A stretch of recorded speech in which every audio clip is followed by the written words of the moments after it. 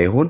ስለዚህ የተከበሩ እናታችን ወደ ጌታ ቢሄዱም ልክ አሁን እንደተነሳው ኦርቶዶክስ ቢሆኑ ይድናሉ ወይ እንደሚባለው ተብሎ የተጠየቀው ጥያቄ በእሳቸው ላይ አይሰራም ማለት ነው። እሳቸው ኦልሬዲ ድነዋል፣ በእግዚአብሔር እቅፍ ነው ያሉት ማለት ነው። ስለዚህ እድለኛ ናቸው፣ እኛም እድለኛ ነን። ክብር ለጌታ ይሁን። በዚህ ጌታ በመሆናችን እድለኞች ነን።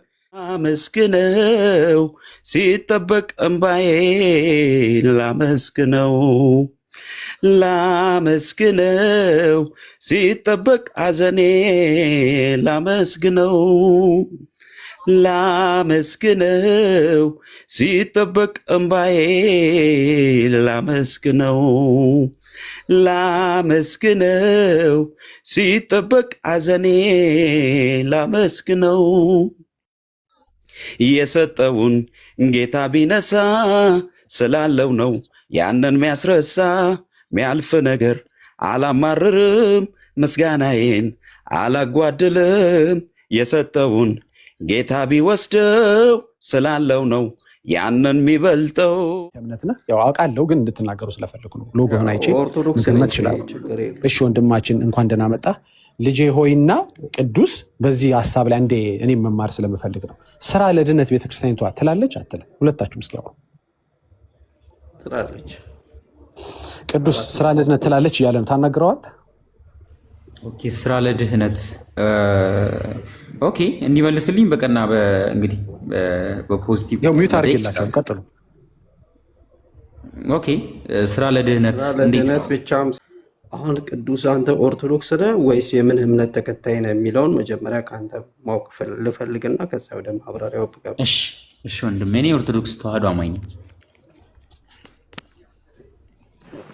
በጣም አሪፍ። እሺ ቀጥል። ለድነት ምግባር ያስፈልጋል ወይስ አያስፈልግም ልበልክ? እኔ ልጠይቅህና ከዛ እኔ ማብራሪያው ልስጥህ። ያስፈልጋል ወይስ አያስፈልግም?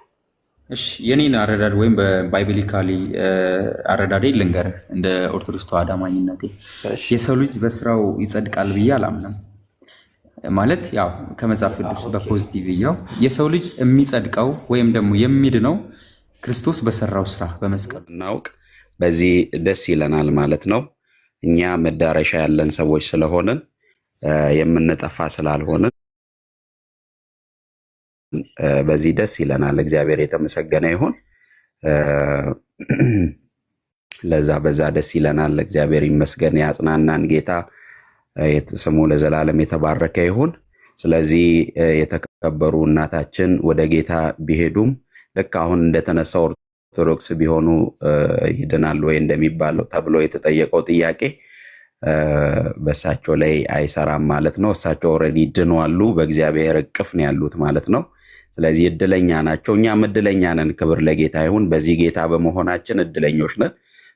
ኦርቶዶክስ ወንድሞቻችን ሌሎችም ወደዚህ እውነት፣ ወደዚህ ጌታ፣ ወደዚህ ህይወት ወደሆነው እዚሁ ምድር ላይ ሆነን መዳናችንን አረጋግጠን ፉሊ በቃ በነፃነት እንድንክሮልን ነውና ያ መንፈስ ደግሞ ኦርቶዶክስ ወንድሞቻችን ደግሞ እንዲያገኙት እንዲቀበሉት አሁን ላይ የሚጠራጠሩትን ነገር በሙሉ ክሊር የሚያደርገው ያ የእውነት መንፈስ ወደ እነሱ ሲመጣ ነው ማለት ነውና ስለዚህ ይሄ መንፈስ እኛ ጋር ስላለን አሁን ፉሊ 100% ዛሬ በሞት ወዴት እንደሚሄድ አውቃለሁ ማለት ነው። ወደ ሲኦል አልሄድም፣ ወደ መንግስት ሰማያት እንደምገባ እርግጠኛ ነኝ። እንዴት አወቅ? ያ የእውነት መንፈስ በውስጤ ስላለ እሱ እየመሰከረልኝ ማለት ነው። ስለዚህ የውዱ ዘማሪ ዳጊ እናት ወደ ጌታ በመሄዳቸው ዛሬ በጌታ አቅፍ ነው ያሉት ማለት ነው። ስለዚህ ይሄንኑ ነው እያለን ያለ ነው። ዛሬ ብትሞቱ፣ ዛሬ የሆነ ነገር ቢገጥማችሁ ወዴት ትሄዳላችሁ? ትድናላችሁ ወይ? 100% ውስጣችሁ የሚመሰክር ነገር አለ ወይ የሚል ጥያቄ ነው አሁን እየተነሳ ያለው ማለት ነው። ስለዚህ እኛ እርግጠኛ ነን። እንዴት? ያ የእውነት መንፈስ ነው ያረጋገጠልን ማለት ነው። ስለዚህ ያ የእውነት መንፈስ በውስጣችን ስላለ እርግጠኞች ነን፣ ድነናል። ክብሩ ለጌታ ይሁን። በቃ ይሄን አይናችንን ያበራልን ጌታ ነው ማለት ነው። ይሄንን ነው መናገር የምፈልገው። ዳግዬ ደግሞ በአንተ መዝሙር ገጠመኛለኝ። እየሰማኸኝ ነው ዳግዬ? አስራት እየሰማው ነው። ተባረክ ወዳጅ። እሺ ቴንክ ዩ። ያ እና ምን ገጠመኝ አለኝ መሰለህ? ልክ አንተ ማዘር ወደ ጌታ እንደሄዱት እኔ ደግሞ ከ3 ዓመት በፊት አባቴ ወደ ጌታ ሄዶ ነበር እና ከመሄዱ በፊት ግን አንድ ከቮሊዩም 3 ላይ ሁሌ ዝም ብሎ በየመንገዱ ስራ ቦታ ሲሄድ ኦፊስ ሲሄድ ኤቭሪዌር በቃ አንድ መዝሙር ዝም ብዬ ዘምራለሁ እና ስዘምር ደግሞ አለቅሳለሁ። በቃ ውስጤ እየተነካ ነው መዘምረው ማለት አይጠፋም ያ መዝሙር ካፌ ላይ ማለት ነውና ያ መዝሙር ከቮሊዩም 3 ላይ አንተ ያለ መዘመር ከባድ ነው ግን ዝም ብዬ ላንጎራጎር እንጂ ቤካን ፍራንጅ የኔ ችግር የለውም። ምንድነው የሚለው ቤካን ፍራንጅ የኔ ችግር የለውም። ቤካም ዘማሪ ስለሆነ ያ ቤካዬማ የሱ ኮሜንት ከባድ ነው እና እሱ ገጠመኝ ስላለኝ እሱን ልናገር ብዬ ነው እውነት ለመናገር ማለት ነውና ዙሪያዬን ሳይ ለመዳኔ ሰው የለኝም አንድ ለኔ ሰድበህ ሙት አትበሉኝ ለኔው ጥቅም ሲፈትነኝ ሁሉ ያለ ከኔ ጋራ አፌ ከንቱ መቻወራ ለማመስገን ለውዳሴ ይበቃኛል እስትንፋሴ ላመስግነው ሲጠበቅ እንባዬ ላመስግነው ሲጠበቅ አዘኔ ላመስግነው ሲጠበቅ እንባዬ ላመስግነው ሲጠበቅ አዘኔ ላመስግነው የሰጠውን ጌታ ቢነሳ ስላለው ነው ያንን ሚያስረሳ ሚያልፍ ነገር አላማርርም ምስጋናዬን አላጓድልም የሰጠውን ጌታ ቢወስደው ስላለው ነው ያንን የሚበልጠው ላመስግነው ሲጠበቅ እንባዬ ላመስግነው ሲጠበቅ አዘኔ ላመስግነው የሚለውን መዝሙር የእውነቴን ነው የምልህ። በቃ እግዚአብሔር ለእኔ መልእክት አድርጎ ለካ በጣም ወዶን አባቴ ወደ ጌታ ልሄድ ስለሆነ ቀድሞ ጌታ በዚህ መዝሙር ያጽናናኝ ነበረ፣ ይመክረኝ ነበረ፣ ያበረታኝ ነበረ። እውነቴን ነው የምልህና ይሄ ትልቅ ምስክርነት ነው በእኔ ዘንድ ያለውና እኔ እንደው በጣም ነበረ ያዘንኩት አባቴ ወደ ጌታ በመሄዱ። በጣም እናከብረው አቶ አለማየሁ ወልደ ማርያም ይባላል የኔ አባት እና በጣም እናከብረው አባታችን፣ የሚሞት ማይመስል አባታችን በጌታ ነው፣ ግን ጌታን በጣም የሚያገለግል ትልቅ ሰው ነው እና እሱ ወደ ጌታ ለካ ሊሄድ ስለሆነ እግዚአብሔር በዚህ መዝሙር በጣም ያጽናናኝ ነበረና ያበረታኝ ነበረ። በኋላ ሳስተውል ለካ ጌታ ቀድሞ እየተናገረኝ ነበረ እና ከሁሉ ከስጋ አባት ከስጋ እናት የሚበልጥ ለካ ጌታ አለ። አባታችን እናታችን የሆነው ጌታ አለ። እሱ ሁሉን ስለሚበልጥ ነው ከኛ ጋር የሆነውና ይሄ ትልቅ ገጠመኝ ገጥሞኝ ነበረ በአንተ መዝሙር ልል ነው ዳግዬ።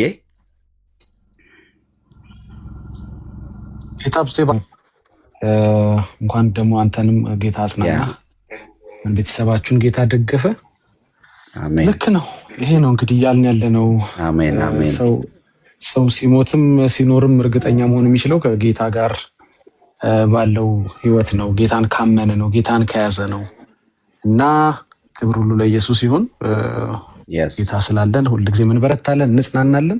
እየጠየቅን ያለ ነው ይሄንን ነው። ሰዎች ባሉበት ስፍራ መዳናቸውን የማያረጋግጥላቸው ቤተ እምነት፣ ህብረት ውስጥ፣ ተቋም ውስጥ እንዴት አድርገው አንድ ቀን መቆየት እንደቻሉ አላውቅም። ምክንያቱም ኤኒታይም ጌታ ሊመጣ ይችላል። ኤኒታይም ወደ ጌታ ሊሄዱ ይችላሉ፣ ወይም ደግሞ ወደ ሌላ ስፍራ ሊሄዱ ይችላሉ። ሰዎች ሁሉም ወደ ጌታ ይሄዳሉ ማለት አይደለም ጌታን ካልያዙ። ስለዚህ ይህንን ጥያቄ መመለስ የማይችል ቤተሰብ፣ ጓደኛ፣ ተቋም ካለ ጥያቄ መጠየቅ አለበት። ሰው በምድር ላይ ሲኖር ያለበት ህብረት ይህንን የማይመልስልህ ከሆነ ያለበት ቤተሰብ ያለበት ጓደኝነት ይህንን አስረግጦ የማይነግር ከሆነ በጣም ያስፈራል። ኦርቶዶክስ በሆነ ድናለህ ወይ ተብሎ ሲጠየቅ ሰው ሌሎች ፍልስፍናዎችን ይነግራቸዋል እንጂ አዎ ትድናለህ የሚል ኦርቶዶክስ የለም። ለምሳሌ አዎ እንዴ ኦርቶዶክስ ስትሆን ትድናለህ፣ ምክንያቱም ኦርቶዶክስ መሆን ማለት እንደዚህ መሆን ነው እንደዚህ መሆን ነው እርግጥ ነው የማይል ቤተ እምነት እንዴት ከአጉል ከባዶ ቲፎዞነት የዘለለ እንትን አለ? የለም። በጣም በጣም በጣም ልብ ይሰብራል። ምን አስባችሁ እንደሆነ አላውቅም። ሰው ቤተ እምነቴ አያድንም፣ ግን ወደ ቤተ እምነቴ ኑ እንዴት ይላል? መዳንን ማረጋግጠን ልንነግርህ አንችልም። ይሄ እምነት ያድናል አያድን የሚለውን እርግጠኛ አንሆንም፣ ግን ኦርቶዶክስ ግን መሆን አለብህ መዳን ከፈለክ ይላል። ማድን ከሆነ ኦርቶዶክስ በሆን ምን ዋጋ አለው? ምንም እኮ ጥቅም የለው። እኛ በእርግጠኝነት ሰው ወንጌል አማኝ ሲሆን ወንጌል ሲያምን ማለት ነው። ሰው ወንጌል አማኝ ሲሆን ይድናል ብለን 100% ከማስረጃ ጋር ይኸው እየጠበቅናችሁ ነው። እናንተ ደግሞ ከማስረጃ ጋር ኦርቶዶክስነት እንደማያድን እየነገራችሁ ነው በተደጋጋሚ በብዙ መድረኮች። አባቶቻችሁ፣ ወንድሞቻችሁ፣ ካህናቶቻችሁ ሲሰብኩ መኖርም መሞትም የሚያስፈራ ሃይማኖት እንደሆነ ኦርቶዶክስ ሲናገሩ እንሰማለን። ብንኖር ያስፈራል፣ ብንሞት ሲኦል ይጠብቀናል። መሀል ላይ ደግሞ የለ እንግዲህ ወይ ሰው መኖር አለበት ወይ መሞት አለበት። እና እኔንም ወንድሜንም ደገፈ ያጽናናን ነገር ምንድን ነው? እኛ የምናውቃቸውም እኛም ጌታን ያመኑ ናቸው። እኛም ጌታን ያመንነን። ይሄ ብቻ ነው በቃ የጴንጤ ትምክህት፣ ጌታን ማመኑ ብቻ ነው። ጌታ ብቻ ነው የጴንጤ ትምክህት። በስራው አይመካም ጴንጤ። በሰጠው ባበላው ባጠጣው አይመካም። በፍጹም ጴንጤ አይመካም። እንዲህ አብልቻለሁ እኮ እንትን ጽዋ እንትን ብያለሁ እኮ ምናምን አይልም። በቃ አይመካም ጴንጤ። እንዴት ትጸድቃለህ ሲባል እኔ ብሎ አይጀምርም፣ እሱ ብሎ ነው የሚጀምረው ጴንጤ። እኔ በሰራሁት አይልም፣ እሱ በሰራው ነው የሚለው። ይሄ ነው ልዩነቱ። ገባ? መተህ አንተ ትምክህተኛ ነህ አትለኝም። እኔ የሚመካ በእግዚአብሔር ይመካ ነው የሚለው እግዚአብሔር ቃል። እኛ የምንመካው በሱ ነው፣ በሌላ በምንም አንመካም። አይደለም የኛም ቤተ እምነት አልፈን የእናንተን ቤተ እምነት ሁሉ እንረዳለን። ሙስሊም ሁን ፓጋን ሁን ለምን ከፈለግ ድንጋይ አምላክ ይሁን ሰው ከሆንክ እንረዳለን፣ እንወዳለን፣ እናግዛለን። ግን እንጸድቃልበታለን ብለን አንተማመንም። በስራችን ትምክህታችን መተማመኛችን እግዚአብሔር ብቻ ነው። ጥራ ስንባል እግዚአብሔር ነው የምንለው አንደኛ። እሺ ሁለተኛስ እግዚአብሔር፣ ሶስተኛም እግዚአብሔር። በቃ ሌላ የለንም። ይሄ እኮ በጣም በጣም ራሱ ስትሰማው ራሱ በጣም የሚማርክ ወንጌል ነው እየነገርኩ ያለሁት። ውስጡ ትዕቢት የሌለው ወንጌል። ኦፍኮርስ እኛ ጀግኖች እኮ ነን፣ እኛ እኮ ኃይለኞች፣ እኛ እኮ የጸሎት ሰዎች፣ እኛ እኮ ምናምን አንልም። እኛ እንዲህ አይነት ትምክህት የለም። ትምክህታችን ክርስቶስ ነው። በእኔ ላይ የምታየው መልካም ነገር ካለ ሁሉ ከእግዚአብሔር ነው። ድካም ካየ ብቻ ነው እኔ በቃ ጴንጤ የሚመካው በእግዚአብሔር ብቻ ነው፣ ሌላ የለውም። ለጽድቁ የሚመካው እግዚአብሔር ነው። ለኑሮ የሚመካው፣ ለህይወቱ፣ ለመውጣቱ፣ ለመግባቱ ትምክህቱ እሱ ነው። እንዴት ትጸድቃለህ ቢባል በመስቀል ላይ በተሰራልኝ ስራ የሚል ይሄ ነው። እስኪ በመስቀል ላይ በተሰራልኝ ስራ እኔም እኮ ጸድቃለሁ የሚል ግን ኦርቶዶክስ አለ? የለም፣ የለም። ይሄ በጣም አስደንጋጭ ነው። ይሄ ሻክ ሊያደርግ ይገባል። ይህን ነገር ስታስበው ራሱ እንዴ ምን እያልኩ ነው? በመስቀል ላይ በተሰራው ነገር አዎ እድናለሁ እሱን ካመንኩ የሚል ኦርቶዶክስ የለም። እሱ ስራ ያድናል፣ ግን ምን መሰለ እንትን ብሎ ይቀጥላል። ላይድን የሚችልበትን መዓት ነገር ይነግርሃል። ይህን ጥያቄ መልሱልን። ቀላል እኮ ነው። ወንድማችንም እንዳለው ነው። እኔንም እሱንም የሚደግፍ የሚያጽናና ያጽናና ወደፊትም ለእኛም ዋስትና የሚሰጠው ኢየሱስ ብቻ ነው። ይህ ጥያቄ መመለስ የቻለ ኦርቶዶክስ በጣም ጥሩ ነገር ያገኛል ብዬ አስባለሁ። ጥሩ ነገር ያተርፋል። ዛሬ ጥሩ ነገር ታተርፋል። ኦርቶዶክስ ብትሆን ትድናለህ? አትድንም። እስኪ ድናለሁ የሚል ካለ ምናልባት ሳልሰማ እነሱን እኔ እንዳላወራ እስቲ ካለ ይንገረን። ዳግሻይ ሰው ገብቷል። አንድ ኦርቶዶክሳዊ ገብቷል። አውራው ቅዱሴ ጋር አብራችሁ ቀጥሉ። ግን አንድ ደቂቃ ስጡኝ። አንድ ደቂቃ ፍቀዱልኝ። በነገራችን ላይ ወንድማችን አስራት አባቱን ያጠው የዛሬ 3 ዓመት ነው። እኔም እናቴን ያጠው የዛሬ 3 ዓመት ነውና ወለች ውጪስ ተገናኘብን። በነገራችን ላይ ተገናኘብን። ጌታ ይባረክ። ጌታ መልካም ነው። ባለፈው እያወራው ነበረ። እኔ ከቤተሰቦቼ የመጀመሪያ ጌታን ያገኘሁት እኔ ነኝ። ወደ ጌታ የመጣሁት እኔ ነኝ ከቤተሰቦቼ የመጀመሪያ እና በጌታ ኮንኩ በኋላ የቤተሰቦቼ ጉዳይ አስጨንቀኝ ነበረ። ጌታ ደግሞ ቸር ነው። በእኔ በኩል አልፎ ቤተሰቦችን ወደ ጌታ ተቀልላቸው ማለት ወደ ጌታ መንግስት ጀመሩ። በጌታ ምኑ እናቴ መጣች ወደ ጌታ፣ አባቴ መጣ ወደ ጌታ። አባቴ የኦርቶዶክስ ተዋሕዶ የሰበከ ጉባኤ ኃላፊ ነው። አያቴ ቄስ ነው። እንግዲህ ካም በፊት አውርቻለሁ ብዬ አስባለሁ። ወንድሞቼም ሚስት ከነልጆቿ ምናምን ነገር ብቻ ወደ ጌታ መጡ። ሁሉም በጥቅሉ ወደ ጌታ መጡ። ጌታ ይባረክ። አሰባችሁታል? በጣም የእግር ሰዓት የሚሆንብኝ እናቴ ወደ ጌታ ሳትመጣ ሞታ ቢሆን ኖሮ አርፋ ቢሆን ኖሮ በጣም እስከዛሬ ድረስ ማለት ስብራቴ ሊጠገን አይችልም ነበር። ሐዘኔ ሊሽርልኝ አይችልም ነበር። ግን ደስ የሚለው ምንድነው እናቴ ወደ ጌታ ስለመጣች በእናቴ ብዙም በሐዘን አልቆየሁኝም። እኔ ማለት በቃ እንደሄደች አውቃለሁ፣ የት እንደሄደች አውቃለሁ፣ ወደምትናፍቅበት ወደ አባቷ አቅፍ እንደሄደች አውቃለሁ። እና እንደውም ተነስቼ ወዲያው ነው በነገራችን ላይ ወደ አገልግሎት የገባሁት። ስገባ ግን የጌታ መንፈስ ወደ ውስጤ ግን ያመጣ ቃል ነበር። ልክ ያንን ክፍል ዝም ብዬ ስከፍት ነው በቃ የጌታ ነገር እናቴ የሄደችበትን ምክንያት በትክክል እንዲገባኝ ተረድቼ ወዲያውኑ ሞስ 1 ወር 3 ሳምንት አልቆየሁኝም። ቸርች ቆሜ ነጭ ለብሼ ነው ያገለገልኩት። እኔ ነጭ ለብሼ ነው ያገለገልኩት። ቢኮዝ ጥቁር የሚያስለብስ ምንም ምክንያት የለም። ጥቁር የሚለብሱት መልበስ ያለባቸው ሰዎች ይልበሱ። እኛ የምንለብሰው ነጭ ነው የምንለብሰው። ቢኮዝ ነጭ የምን ምሳሌ እንደሆነ ታውቃላችሁ፣ የምን ምልክት እንደሆነ ታውቃላችሁ። ጥቁር መልበስ የፈለገ ጥቁር ይልበስ። እኔ ግን ነጭ ነበር የለበስኩት። በነጭ ነው ጌታን ያመሰግንኩት። ጌታ ለምን ብዬ አላልኩትም። ጌታ ይባረክ፣ ጌታው ተመስገን። ልክ ነበር ያልኩት። የመጣው ወደ ውስጤ የመጣው የመጽሐፍ ቅዱስ ክፍል ወይም ደግሞ የመጽሐፍ ቅዱስ ቃል ትላንትና ባለፈው ጊዜ ያወራው ነበረ። ኢሳይያስ ምዕራፍ 53 ምዕራፍ 57 ላይ ያለው እንደዚህ ይላል፣ ጻድቅ ይሞታል። ደስ ሲል ጻድቅ ይሞታል፣ ይህን ግን ማንም ልብ አይልም። ለእግዚአብሔር ያደሩ ሰዎች ይወሰዳሉ። ጻድቃን ከክፉ ይድኑ ዘንድ መወሰዳቸውን ማንም አያስተውልም። በቅንነት የሚሄዱ ሰላም ይሆንላቸዋል፣ መኝታቸውም ላይ ያርፋሉ ይላል። ደስ ሲል ጻድቅ ይወሰዳል። ለተወሰነ ጊዜ ምናምን ነገር እንዴት ምናምን የሚል ነገር ወደ አእምሯችን ሊመጣ ይችላል። መለየቱ ትንሽ ስለሚከብድ አብረን መሆን ስለምንፈልግ፣ ነገር ግን መወሰዳቸውን እኛ አናስተውልም፣ ግን እግዚአብሔር ያውቃል። በመኝታቸው በዚያው ያርፋሉ።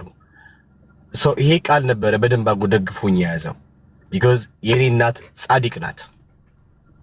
የሄደችው ወደ አባቷ ነው፣ በጌታ አምና ስለዳነች ማለት ነው። ክብር ለጌታ ይሁን። የኔ እናት በጌታ አምና ባድን ኖሮ ዛሬም ድረስ ትንሽ ምናልባትም አሩን ነው በጣም ሊያመኙላ ይችላል። ግንስ ማያመኝ ሐሴት ማድረገው ምደሰተው የእናቴ ሞት ምናምን ነገር ወደ ውስጥ ደጋግሞ ማይመጣው ለምን ከተባለ በሐዘን በጣም የሆነ ቱ ዲፕ ማልሄደው እኔ እናት በክርስቶስ ኢየሱስ አምና ስለጸደቀች ጻድቅ ስለሆነች ክብር ለጌታ ነው። አሁን አባቴ ቢያርፍ በቃ ሄደ ነው እንጂ ምለው በአባቴ መሄድ እንትን አይደለም። ቅድም እንዳነበብኩላችሁ የሚሄደው ከክርስቶስ ጋር ለመኖር ስለሆነ የወሰደው እርሱ ስለሆነ የሚሄደው በላይ በሰማይ ከእርሱ ጋር ለመሆን ስለሆነ ማለት ነው። እና ቤተሰቦቼ የጌታን ቃል ነግሬያቸው ተሰብከው ጌታ ወደ መንግስቱ ስለጨመራቸው አሁን ላይ ምንም ስጋት አያድርብኝም። ያን ስላችሁ አክስቶች አሉ፣ አጎቶች አሉ፣ በጣም ብዙ ቤተሰቦች አሉ። ለዛም ነው ሁሉ ጊዜ ወንጌል ላይ ትኩረት ሰጥቼ ማገልገል ፈልገው በመስማት ምናልባት ይመጡ ብዬም ስለማሰበና ጌታ ይባረክ። እኔ ቤተሰቦቼን በክርስቶስ ጠቅልያቸዋለሁ። እናቴ ወደ ጌታ ሄዳለች እንጂ አልሞተችም፣ አንቀላፍታለች። ክብር ለጌታ ይሁንና በዚህ ተጽናንቻለሁ። በጣም ተጽናንቻለሁ። አም ሶ ሃፒ። ዛሬም ወደፊትም ነገም ቢሆን በጌታ መንፈስ ሐሴት አድርግ ቀጥላለሁ። ክብር ለጌታ ይሁን። ወዴት እሄዳለሁ? እንዴት እጨነቃለሁ? ምናምን ኖ እኛ ቤት የለም። የምንሄድበት እናውቃለን፣ ስንሄድ ምናርፍበትንም እናውቃለን። ክብር ለጌታ ለኢየሱስ ይሁን። ዳግሻዬ በጣም ተጽናንቶ ደስ ብሎት ያው ጌታን እያመሰገነ ወንጌል እየሰበከን ወንጌል እየሰራ ነው። ደስ ሲል አቤት ክርስቲያን መሆን እናንተ መታደል ነው። ጌታ ምስክር እንኳንም ክርስቲያን ሆንኩኝ በጌታ በኢየሱስ ስምና አም ሶ ሃፒ ምናምን ወንድማችን አስራት ምንም በቃ አንተ ጽናንተ ያጽናና ነው ያለውና የታ ይባረክ ወንድሞቼ። አሁንም ወንድሞቼ እናቶቼ በጨለማ ውስጥ ያላችሁ በእውነት በህይወት ያላችሁ ነው መጨረሻችሁ ላይ ማለት የመጨረሻችሁን እንትን እድል ፈንታ መወሰን የምትችሉት ደስቲኒያችሁን መዳረሻችሁን መወሰን የምትችሉት ዛሬ ላይ ሆናችሁ ነው። ፕሊዝ በቃ ቀኑ ሳይረፍድ ቀን ሳለ ቶሎ ብላችሁ ወደ ጌታ ነው። ምንም ከናንተ የሚያስፈልግ ነገር የለም። ከናንተ የሚፈልገው መውጣት መውረድ አይደለም። ከናንተ የሚፈልገው በእምነት መቀበል ነው። ኦኬ ሰው በእግዚአብሔር ጸጋ ነው የሚድነው። በእምነት ብቻ ነው የሚድነው። በክርስቶስ ነው የሚድነው። ሰው ከናንተ የሚጠበቀው ምንድነው? ማመን ብቻ ነው። ጌታችን ኢየሱስ ክርስቶስን ጠየቁት። እንግዲህ ከዚህ እንድንበላ ወይም ደግሞ ይሄን የዘላለምን መብል እንድናገኝ አልያም ደግሞ የዘላለም ሕይወት እንዲኖረን ምን እንስራ ብለው ጠየቁት። ምን እንስራ ለመዳን ምን እንስራ? እንግዲያውስ ልንገራችሁ የምትሰሩትን ስራ አሏቸው። ምንድነው ያላቸው? እግዚአብሔር በላከው በእርሱ እንድታምኑ ነው አላቸው። በቃ አለቀ። ማመን ብቻ ነው የሚያድናችሁ። በተላከው በእግዚአብሔር ልጅ በኢየሱስ ካመናችሁ ትድናላችሁ። ካመናችሁ ከእግዚአብሔር ቁጣ ትተርፋላችሁ። ካመናችሁ የዘላለም ሕይወት ታገኛላችሁ። ካመናችሁ ከድቅድቅ ጨለማ ወደሚደነቅ ብርሃን ትመጣላችሁ። ካመናችሁ የቁጣ ልጅነት የሚባለውን ነገር ጥላችሁ የእግዚአብሔር ልጅ ትሆናላችሁ። ካመናችሁ። ስለዚህ በእምነት ነው። ከእናንተ የሚጠበቀው ስራ ምንም አይደለም። እምነት። አዎ ስለኔ ኃጢአት ይሄን ኃጢአት ተሸክመ በመስቀል ላይ ሞተህልኛል፣ ስለኔ ደምህን አፍስሰሃል፣ ኦኬ ተቀብረሃል፣ ደግሞ እኔን ስለማጽደቅ ተነስተሃል ብላችሁ በማመን ነው።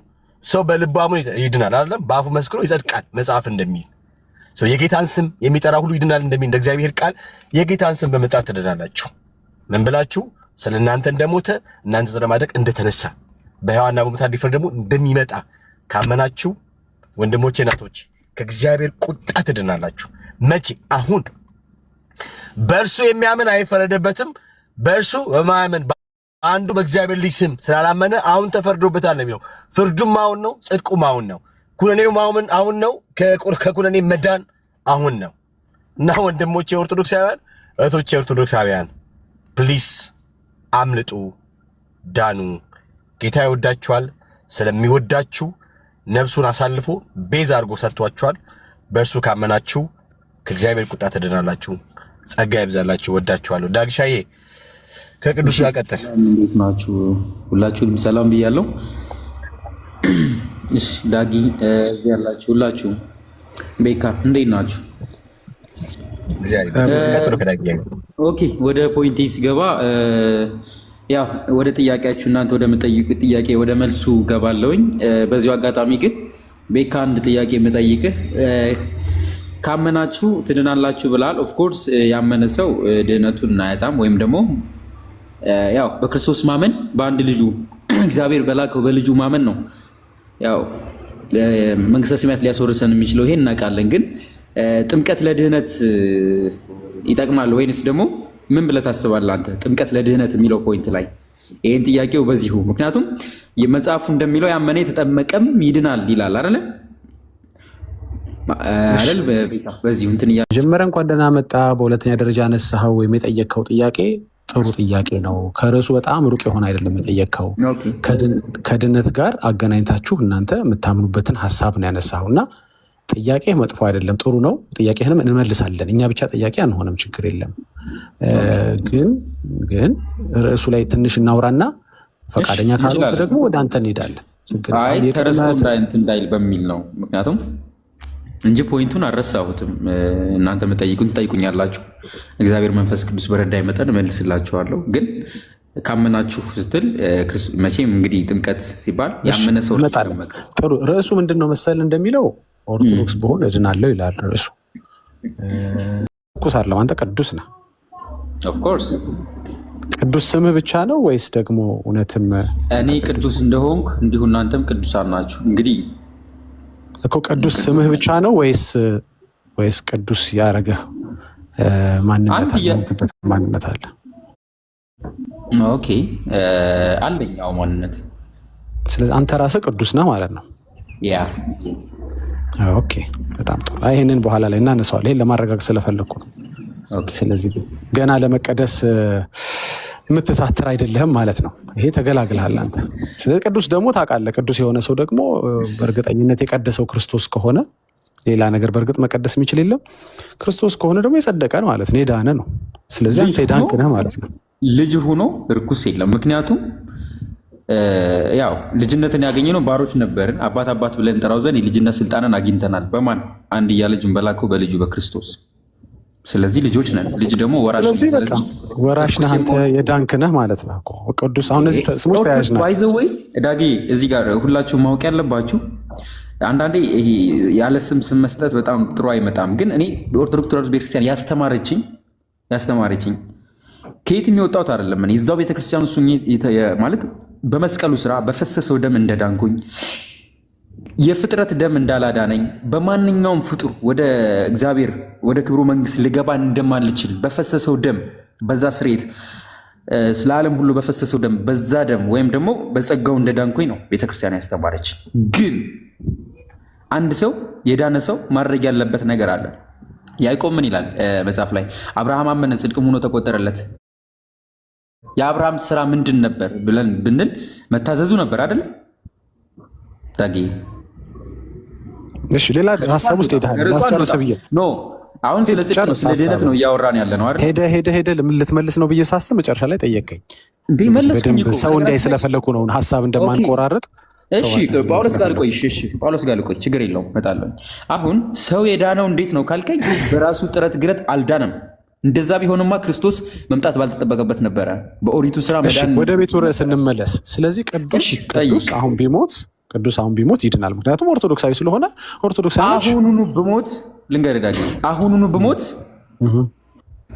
ቀጥታ የት እንደሚሄድ አውቀዋለሁ። ወዴት ነው የምትሄደው? ወደ ክርስቶስ። ያን ቪዲዮ አንዴ ያሰማኝ ቤካይ፣ አንዴ ይቅርታ። ቅዱስ እንደሚለው አይነት ትምህርት አላት ቤተክርስቲያኒቷ። እኔ እንዳለፋ ነው እንጂ ብዙ ማለት እችላለሁ ከቅዱሴ ጋር። ግን እኔ አንዳንድ ቀን በግሌ መሞት ያምረኝና ደግሞ የማላውቀው ሀገር በደስ እላለሁ። የእውነቴን እኮ ነው። እንደው ውሰደኝ ልለው እፈልግና ደግሞ መግቢያ ሳላውቅ ቀራርፌ ቁጭ ልበል። ሁለት ነገር እኔ በግሌ ሳልዋሽ ብናገር ሁለት ነገር ይገርመኛል። አንደኛው ቆይተን ከምንበላሽ በጊዜ ብንሄድ፣ ሁለተኛው ደግሞ ሄደን ደግሞ መግቢያችን መች እናውቀዋለን። ይሄ ሁልጊዜ ጥያቄ። ብንሞት ሲኦል ይቆየናል፣ ስንቆይ ደግሞ እየተበላሸን ተቸገርን እና በጣም ብቻ እግዚአብሔር ይማረን። እስቲ እግዚአብሔር ይማረን። ግን ዋስትና እሺ እንደሰማሁ እንግዲህ የጨርሱት መልካም ነበር። ሙሉ ለሙሉ አልሰማሁትም ዳጊ። እሳቸውን አውቃቸዋለሁ። አባ ገብረ ኪዳን ይባላሉ። እሳቸውን ሰምቻቸው ይሄን ሙሉ እንትን አልሰማሁትኝም። ምናልባት ይሄ በእኔ እምነት አንዳንዴ መቼም ሰው አይደለን ቃላቶችን ለሰዎች ማለት ይሄ እንደመጣልን አንደበታችን ላይ ያማረልን መስሎን ብዙ ጊዜ የምንናገር ሰዎች አለን። ይሄን ሀሳብ እኔ አልደግፈውም፣ የእሳቸውን ሀሳብ እንደ አንድ ኦርቶዶክሳዊ አማኝ።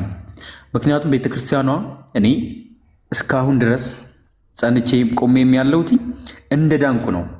ድኛለሁ በመስቀሉ ስራ በፈሰሰልኝ ደም በቀራንዮ በተሰቀለው ስለ ሰው ልጆች ሁሉ ኃጢአት ቤዛ በሆነው በአጭር ቁመት በጠባብ ደረት ተወስኖ በሰውና በእግዚአብሔር መካከለኛ ሆኖ የእርቅን ስራ የፈጸመ በልጁ ደም በፈሰሰው ማህተም። ይሄ ኦርቶዶክስ አስተምህሮት ነው። ከዚህ ውጭ ካለ አንዳንዴ ያው እንደ ሰው እንደመሆናችን ብዙ ነገሮች አሉ የምንሰማቸው የምናያቸው ነገሮች እና የእሳቸው ትምህርት ዲቴይል ብሰማው ጥሩ ነበር። ምናልባት ሰዎችን ይገስጹ አላውቅም፣ ሰዎችን የሚያንጽ ቃላት ተናግረው ሊሆን ይችላል። አሮ ነው በዚህ መንገድና ዳጊ ትምህርቱ በእርግጥ የተናገሩት ነገር ትክክል ነው ብዬ አላምንም። ጥሩ ማብራሪያ ሰጥተናል። ሚዩት አድርገንም ሰምተናል። ጥሩ እንቀጥል። ስለዚህ አንተ ባልከው ነው እኔ የምስማማው። ስህተት ነው ንግግራቸው ባልከው ስህተት ነው ንግግራቸው፣ ትክክል ስህተት ነው። የተናገሩት ሰውዬ ደግሞ በጣም እኛም በእድሜያቸው የምናከብራቸው አንተ በካህንነት የምታከብራቸው ትልቅ ሰው ናቸው። ሰውየው ሲናገሩ ማን ተናገረ ይባላል መሰለህ? ቤተክርስቲያኒቷ ተናገረች ይባላል። ለምንድን ብትለኝ እኚህን ሰውዬ አራት አይና ብሎ የሾማቸው ወይም ካህን ያደረጋቸው የኢትዮጵያ ኦርቶዶክስ ቤተክርስቲያን ነች። ተናገሩልኝ፣ አስተምሩልኝ ብላ እኚህ ሰው የተናገሩትን ስህተት ነው ያለው ወንድማችን ቅዱስ እንጂ ሲኖዶሱ ወይም ደግሞ ቤተክርስቲያኒቱ አይደለችም። ስለዚህ የሰውየው ንግግር ስህተት የሚሆነው አንተ ስህተት ነው ስትል እኔ ስህተት ነው ስል ሳይሆን ቤተክርስቲያኒቷ ስህተት ነው ስትል ነው። ለእኔና ለአንተ በግድ አዎ ባለን መረዳት መቀጠል እንችላለን። እንደ አንድ ኦርቶዶክስ ግን እንቀጥላለን። ግን እዚህ ጋር አንድ ልጨርስ ሀሳቤን እኔ ስለማላቋረጥ እንደ አንተ ኦርቶዶክሳዊ ሆነ ስለምታወራኝ እንደ አንድ ኦርቶዶክሳዊ ግን የአንድ ካህን ትምህርት ስህተት ነው የሚባለው አንድ ወጣት ገባህ ተነስቶ አይ እኔ አልቀበለውም ስላለ አይደለም፣ እኔ ስህተት ነው ስላለ አይደለም። ያን ትምህርት ስህተት የሚያደርገው ሲኖዶሱ ወይም ደግሞ ቤተክርስቲያኒቷ ይሄ ትምህርት እኔን አይወክለኝም ስትል ነው። ስለዚህ እሱን ወቅት መጠበቅ ይኖርብሃል። እስከዛው ድረስ ይሄ ቤተክርስቲያኒቷ ትምህርት ሆኖ ይቆያል ማለት ነው። ካንተ ይልቅ በክህነት ያላቸው ካንተ ይልቅ የቤተክርስቲያን አፍ የሆኑት እሳቸው ስለሆኑ ማለት ነው። ለዛውም ከአራት አይነት የአራት ጉባኤ መምህር እንደሆኑ ነው እንግዲህ የምናውቀው። ስለዚህ እሳቸው ባሉትን ቀጥል ወይስ አንተ ባልከውን ቀጥል? ከዚህ በኋላ ያለው ውይይት ከዚህ ፖይንት ማለት በዚህ ፖይንት እኔም ስለማልስማማበት ብዙም ኦርቶዶክሳውያኖቹ ያን አክሴፕት ያደርጉታል ብዬ አላምንም። ምክንያቱም ይኸውልህ ዳጊ እዚህ ጋር ማወቅ ያለብን ነገሮች ቤተክርስቲያኗ ብትሾማቸው ብትሰጣቸው አንዳንዴ ሰው ከስተት ብረት ከዝገት እንትን አይልም። የሰው ልጅ ይሳሳታል፣ ፍጹም አይደለም። ሲቀጥል ደግሞ አንድ ምሳሌ ማንሳት ትችላለሁ እዚህ ጋር ናቸው እያልኩ ሳይሆን ክርስቶስም ተናግሯል ስለ ጸሐፍትና ፈሪሳውያን ጽድቃችሁ ከቶም ጸሐፍትና ፈሪሳውያን ካልበለጠ መንግስቴን አትወርሱም ብሏል። እኛ ትምህርታቸውን እንሰማለን፣ ትክክል የሆነውን እንወስዳለን። ከመጽሐፍ ቅዱስ አንጻር ሰው ናቸው፣ ይሳሳታሉ። በዛን ዘመን እንኳን እኮ እነዛ ጸሐፍትና ፈሪሳውያን ተሹመው ነው ስልጣን ተሰጧቸው ነው አይደለ? በኦሪቱ ዘመን ሰው በአዲሱ ኪዳንም ስትሄድ ቤተክርስቲያን ስልጣን ሰጣቸው እንዲያስተምሩ እንዲገስጹ ብትሰጣቸውም ከሰዎች ስህተት አይጠፋ ማለት አንችልም። ደካሞች ናቸው። እኛ እነሱን አብነት አድርገን ትምህርታቸውን እንወስዳለን፣ በአባትነታቸው እናከብራለን። ግን አንዳንድ ነገሮች ሲኖሩ ግሳጼ አለ፣ በአንዳንድ ነገሮች ማንቀበላቸው ነገሮች አሉ። በእነሱ ትምህርት ቤተክርስቲያኗን መንቀፍ እዚህ ጋር ኤከሌ ያልዳነም ኦርቶዶክስ ያልዳነም አይደለም። ሁለታችን በልጁ የሚያምን የዘላለም ሕይወት አለው። በእርሱ የሚያምን የዘላለም ሕይወት እንዲኖረው እንጂ እንዳይጠፋ እግዚአብሔር አንድያ ልጁን እስኪሰጥ ዓለምን ወዷል። ስለዚህ በልጁ የሚያምን ደግሞ የዘላለም ሕይወት እንዳለው እኛ ስለዚህ በደሙ ታትመናል። እንዴት ነው እንደዚህ ልትል? አሁን እኔ እየወቀስኩም አይደለም፣ አስተምሮቱን እንትን ያልኩበት መንገድ ነው እና ፖይንቱ ላይ እንሂድና ምናልባት ሀሳቦችንም በዚህ እንትን እያልኩ እንደመልስልን። በአንተ እይታ ኦርቶዶክሶች ድነዋል አልዳኑ? እንመጣበታለን እና እናንተ አልዳናችሁ ልንገር። ለእኔ ለመጀመሪያ ጊዜ ድኛለሁ ያለ ሰው አንተን የማውቀው። ሁሉም ሰው አንድዬ ያውቃል ይላል ይናገራል። እስከዛው ድረስ ምንም መተማመኛ እንደሌለ ነው ኦርቶዶክሳዊ የሚያውቀው።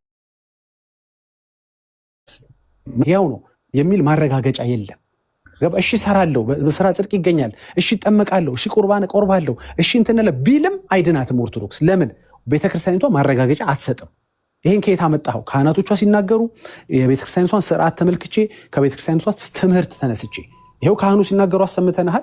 ብንኖር እንበላሻለን፣ ብንሞት ሲኦል ይቆየናል። አንድ ቤተክርስቲያኒቷ እንደ ትምህርት ማረጋገጫ የሰጠችበት ትምህርት የለም። የመዳን ነገር ቤተክርስቲያን እንደ ስርዓት ፍትሃት የሚባል ስርዓት አላት። ይሄ ሁሉ በድምሩ የሚያሳይህ ምንድን ነው? ከድህነት ጋር የሚገናኝ አይደለም ዳጊ። ኢየሱስ የተናገረውን ቃል ስላመነ እንጂ ስለተጠመቀ አይደለም። የተጠመቀው ሰውዬ ግን ይድናል ወይ ብትለኝ፣ አዎ የተጠመቀው ሰውዬ ይድናል። የተጠመቁ ሰዎች አይድኑም ብለን አላስተማርንም እኛ። ያመኑ የተጠመቁ ይድናሉ። ልክ ኢየሱስ እንዳሉ አሜን ነው የምንለው እኛ። ገባ? ፍርድ የሚያመጣው ግን ምኑ ነው ነው ጥያቄው። አለማመኑ ትልቅ ፖይንት። ስማኝ፣ ሁለት ነገር ያውቀው አይልማ። ኢየሱስ የተናገረውን ቃል በቃል የነገርኩ ነው።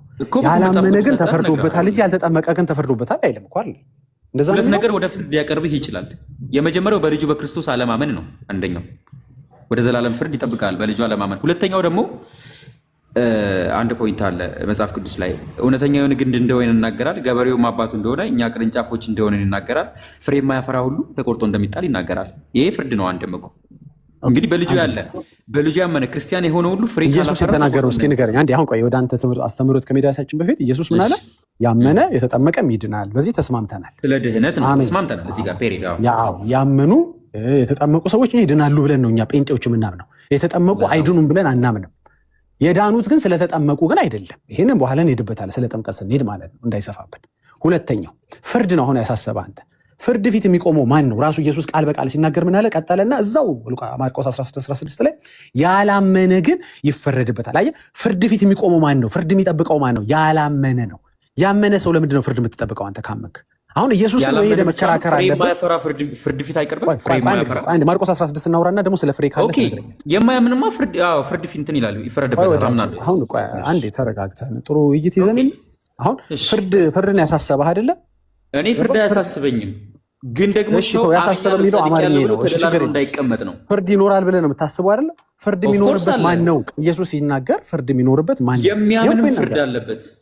እሺ፣ ስለዚህ ኢየሱስን ሄደን ማረም አለብና ሄደን እናርሙ። ኢየሱስን ሄደን እንደሱ ከሆነ ኢየሱስን ሄደን ማርቆስ 11 የተጻፈውን ቃል በቃል እናንብበው። ያላመነ ግን ይፈረድበታል አለ ኢየሱስ። ያመነስ እዚህ ጋር ተጽፏል። ምንድን ያመነ ምን ይሆናል አለ? የሁለቱን ዕጣ ፈንታ ነገረ። ቆይ አንዴ ልንገረ። ያመነ እንደሚድን ነገረ፣ ያላመነ እንደሚፈረድበት ነገረ። አለቀ እኮ። ስለዚህ ፍርድ የሚጠብቁት ማን ናቸው? ያላመኑ ናቸው። ባለማመናቸው ይፈረድባቸዋል። የዳኑት ምን ፍርድ አለባቸው? ኦልሬዲ ውጤቱ እኮ ተነገራቸው እኮ። እሱን በማመን የሚገኘውን ውጤት እኮ ተነገራቸው አይደል እንዴ? አልተግባባንም። ከኔ ጋር ባትግባባ ከኢየሱስ ጋር መግባባት አለ። ኦኬ፣ ይሄ ነው ያለው እንግዲህ። ሌላ መቀጠል ያሰብከው ሀሳብ አለ? እስካሁን ያለው ግን ገብቷል? ራፓፕ አድርገህ ነው እንለፍ ወይስ? በሚገባ ገብቶኛል። ስለ ድህነት ያለው እውነት ነው የተናገርከው ነገር። ስለዚህ ካህናት አባቴ የተናገሩት ነገር ትክክል አይደለም። እዚህ ጋር ወደኋላ አትመለስ። የዳነ ሰው በክርስቶስ የዳነ ሰው ድህነቱን ያጣል አይጣም? ሊያጣበት ብዙዎች አሉ። ከካደ የዳነበት ምክንያት በማመን ከሆነ ባለማመን ያጣል። ፍሬ ካላፈራስ ድህነቱን ያጣል አይጣም?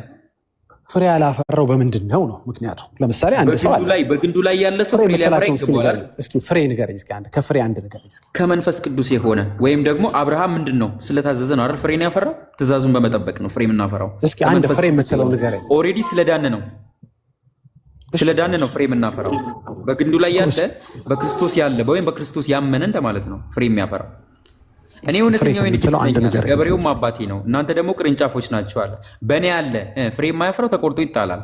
ስለዚህ በክርስቶስ ያዳነ ሰው በክርስቶስ የሚያምን ሰው ፍሬ ማፍራት አለበት። ሰው ፍሬ ካላፈራ ተቆርጦ ይጣላል፣ ድነቱን ያጣል። በዚህ ታምናለህ? ፍሬ ስትል ምን ማለት ነው? መልካም ስራ። ከመልካም ስራ ንገረኝ። ለምሳሌ ምን ያልሰራ ይቆረጣል?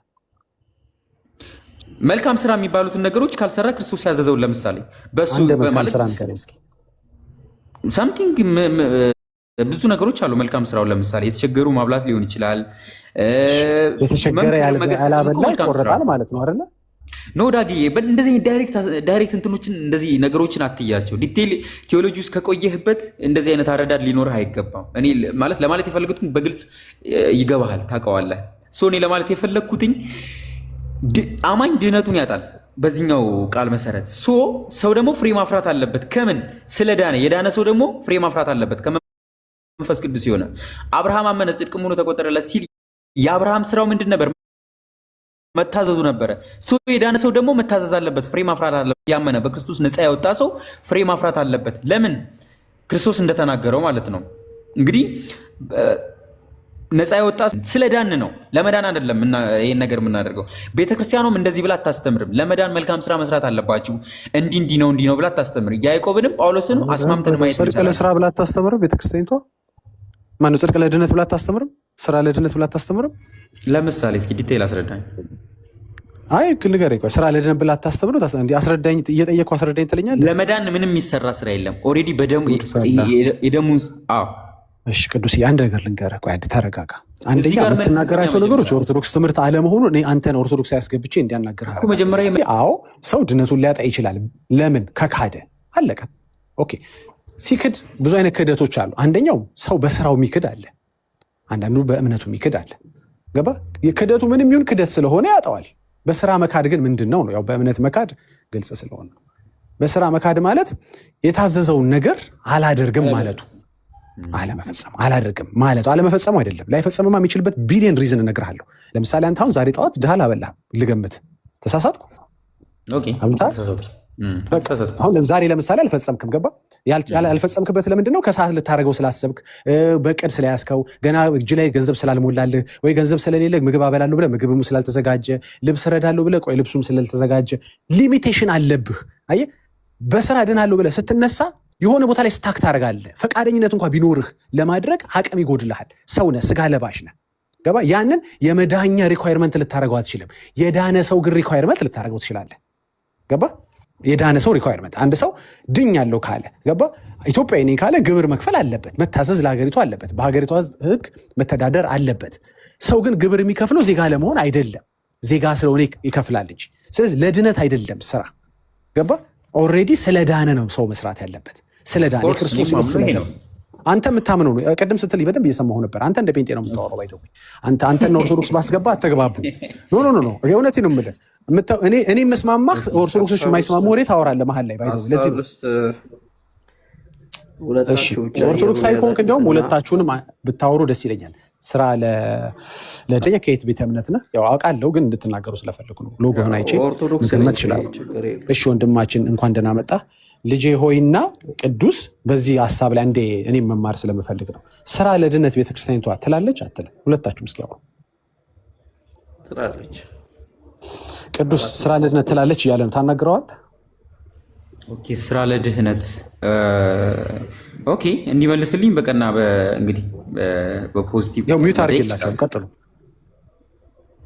ኦኬ ስራ ለድህነት ብቻም ሳይሆን ስራ ለድነት ብቻም ሳይሆን ቀደም ስትናገር ነበር ኤፌሶን ምዕራፍ 4 ቁጥር 5 አንድ ጌታ፣ አንድ ጥምቀት፣ አንድ ሃይማኖት የሚለው አለ። እሱም ከድነት ውስጥ የሚካተት ነው። ድነት ደረጃዎች አሉ። እምነትም ድነት የሚያሰጥበት ቦታ አለ። ጥምቀትም ድነት የሚያሰጥበት ቦታ አለ። የምግባር ትሩፋቶች ድነት የሚያሰጥበት ቦታ አለ። አንደኛ ያ ወንጌል ላይ የተጠቀሱትን ዝም ብሎ አይደለም፣ ከራሳችን ጨምረን ምናምን አይደለም እነዛ ዶክትሪኖች የተሰሩት። ያ ማወቅ ያስፈልጋል። እና ቤተክርስቲያን ለድነት ስትል ከምን አንጻር ነው? ወንጌል ላይ ተጽፎ ነው ወይስ ዝም ብሎ ምናባዊ ፈጠራ የፍልስፍና ሀሳብ ነው የሚለው በደንብ ማወቅና መረዳት ያስፈልጋል። እና አሁን ቅዱስ አንተ ኦርቶዶክስ ነህ ወይስ የምን እምነት ተከታይ ነህ የሚለውን መጀመሪያ ከአንተ ማወቅ ልፈልግና ከዛ ወደ ማብራሪያው ብገባ። እሺ ወንድሜ፣ እኔ ኦርቶዶክስ ተዋህዶ አማኝ ነኝ።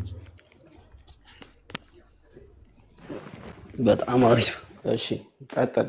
ለድነት ምግባር ያስፈልጋል ወይስ አያስፈልግም ልበል ከኔ ልጠይቅህና ከዛ እኔ ማብራሪያው ልስጥህ።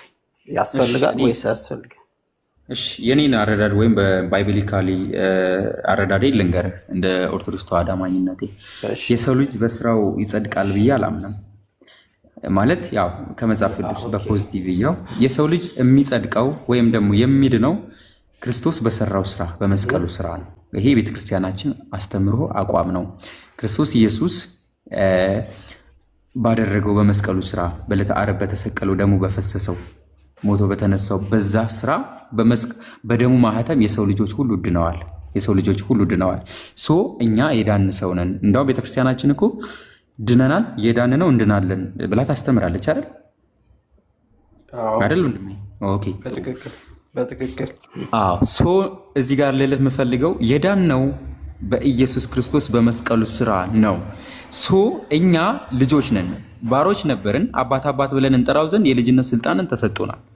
ስለዚህ ልጅ ደግሞ ወራሽ ነው አይደል? እኔ ሄዳለሁ ስፍራ ነው ማዘጋጅላችኋለሁ አይደል? የዳን ወይም ደግሞ እኛ በእርሱ ያመንን ስፍራ ነው የሚያዘጋጅልን አምላካችን ጌታችን ኢየሱስ ክርስቶስ። ስለዚህ ለመዳን ብለን እንድንድን ብለን እንደ ኦሪቱ ሕግ እንግዲህ ጳውሎስም ይላል እኮ የመንፈስን ፍቃድ ብትፈጽሙ በሕይወት ትኖራላችሁ፣ ወይም የስጋን ፍቃድ ብትፈጽሙ ደግሞ ከኦሪት ሕጉ አልወጣችሁም ነው የሚለን። ሶ የብሉይቱን እንደ ብሉያቱ ብንኖር ሕግን በመፈጸም ብንሆን እንግዲህ ክርስቶስ እንኪያስ በከንቱ ሞተ ነው አይደል የሚለው መጽሐፉ። ስለዚህ የክርስቶስን ደም ከንቱ ነው የምናደርገው ማለት ነው። ስለዚህ በክርስቶስ በመስቀሉ ስራ ድነናል። ሶ እኛ የዳንን ሰዎች ደግሞ ፍሬ ማፍራት ይጠበቅብናል። ለምን? ስለዳንን። የዳነ ሰው መልካም ስራ ማድረግ አለበት። ይሄ ነው የድህነት ጉዳይ ማለት ነው። እንግዲህ ሰው በስራው ይጸድቃል የምትል ከሆነ ቤተክርስቲያናችን እስኪን አስረዳኝ። ቤተክርስቲያን ድነትን የምታስቀምጥበት ያው አስተምሮ አላት። አሁን አንተ ይሄ ከላይ ያለውን የተወሰነ ከመጽሐፍ ቅዱስ በግልም ያነበብከው የተረዳውን አሁን እየተናገርክ ያለው በየዋህነት በገርነት የተረዳው ነው። እሱ ምንም ክፋት የለውም። ነገር ግን ትክክለኛ የቤተክርስቲያን አስተምሮ እነዚህ 5 አዕማደ ምስጢራትንም 7 ምስጢራተ ቤተክርስቲያን የሚባሉ አሉ። ዶክትሪን የሚባል አንድ ሰው ማወቅ አለበት። 5 አዕማደ ምስጢራት ቤዚክ የሚባሉ ናቸው። ኦፍኮርስም በትክክል በነገረ ድነት ውስጥ ማወቅ ያለበት ትምህርቶች አሉ። ከዛ ደግሞ ከነገረ ድነት ደግሞ መጽሐፍ ቅዱስ ላይ ደግሞ ለሰው ልጆች ጌታችን መድኃኒታችን ኢየሱስ ክርስቶስ በዚህ ምድር ላይ ሲመላለስ ለሰው ልጆች ለድነት የሚያስፈልጉትን ሕግና ስርዓትን ለሰው ልጆች አዘጋጅቷል። ያንን ጽፏል። ያንን የጻፈበት ምክንያት የሰው ልጅ በቃል ብቻ ሰምቶ ሳይሆን የሰማውን ቃል በምን ማድረግ አለበት? ክርስትና ህይወት ኖሮ ማሳየት አለበት።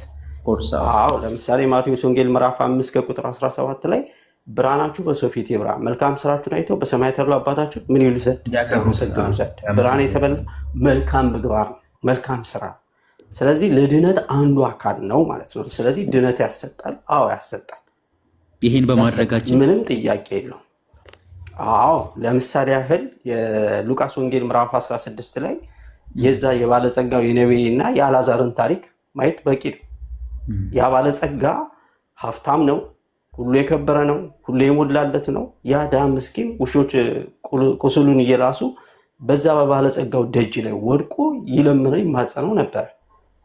እርዳኝ፣ ደግፈኝ፣ አብላኝ፣ አጠጣኝ ሲለው እያየ እንዳላየ እየሰማ እንዳልሰማ ሆኖ ጆሮ ዳባ ልበስ ብሎ ዘጋው።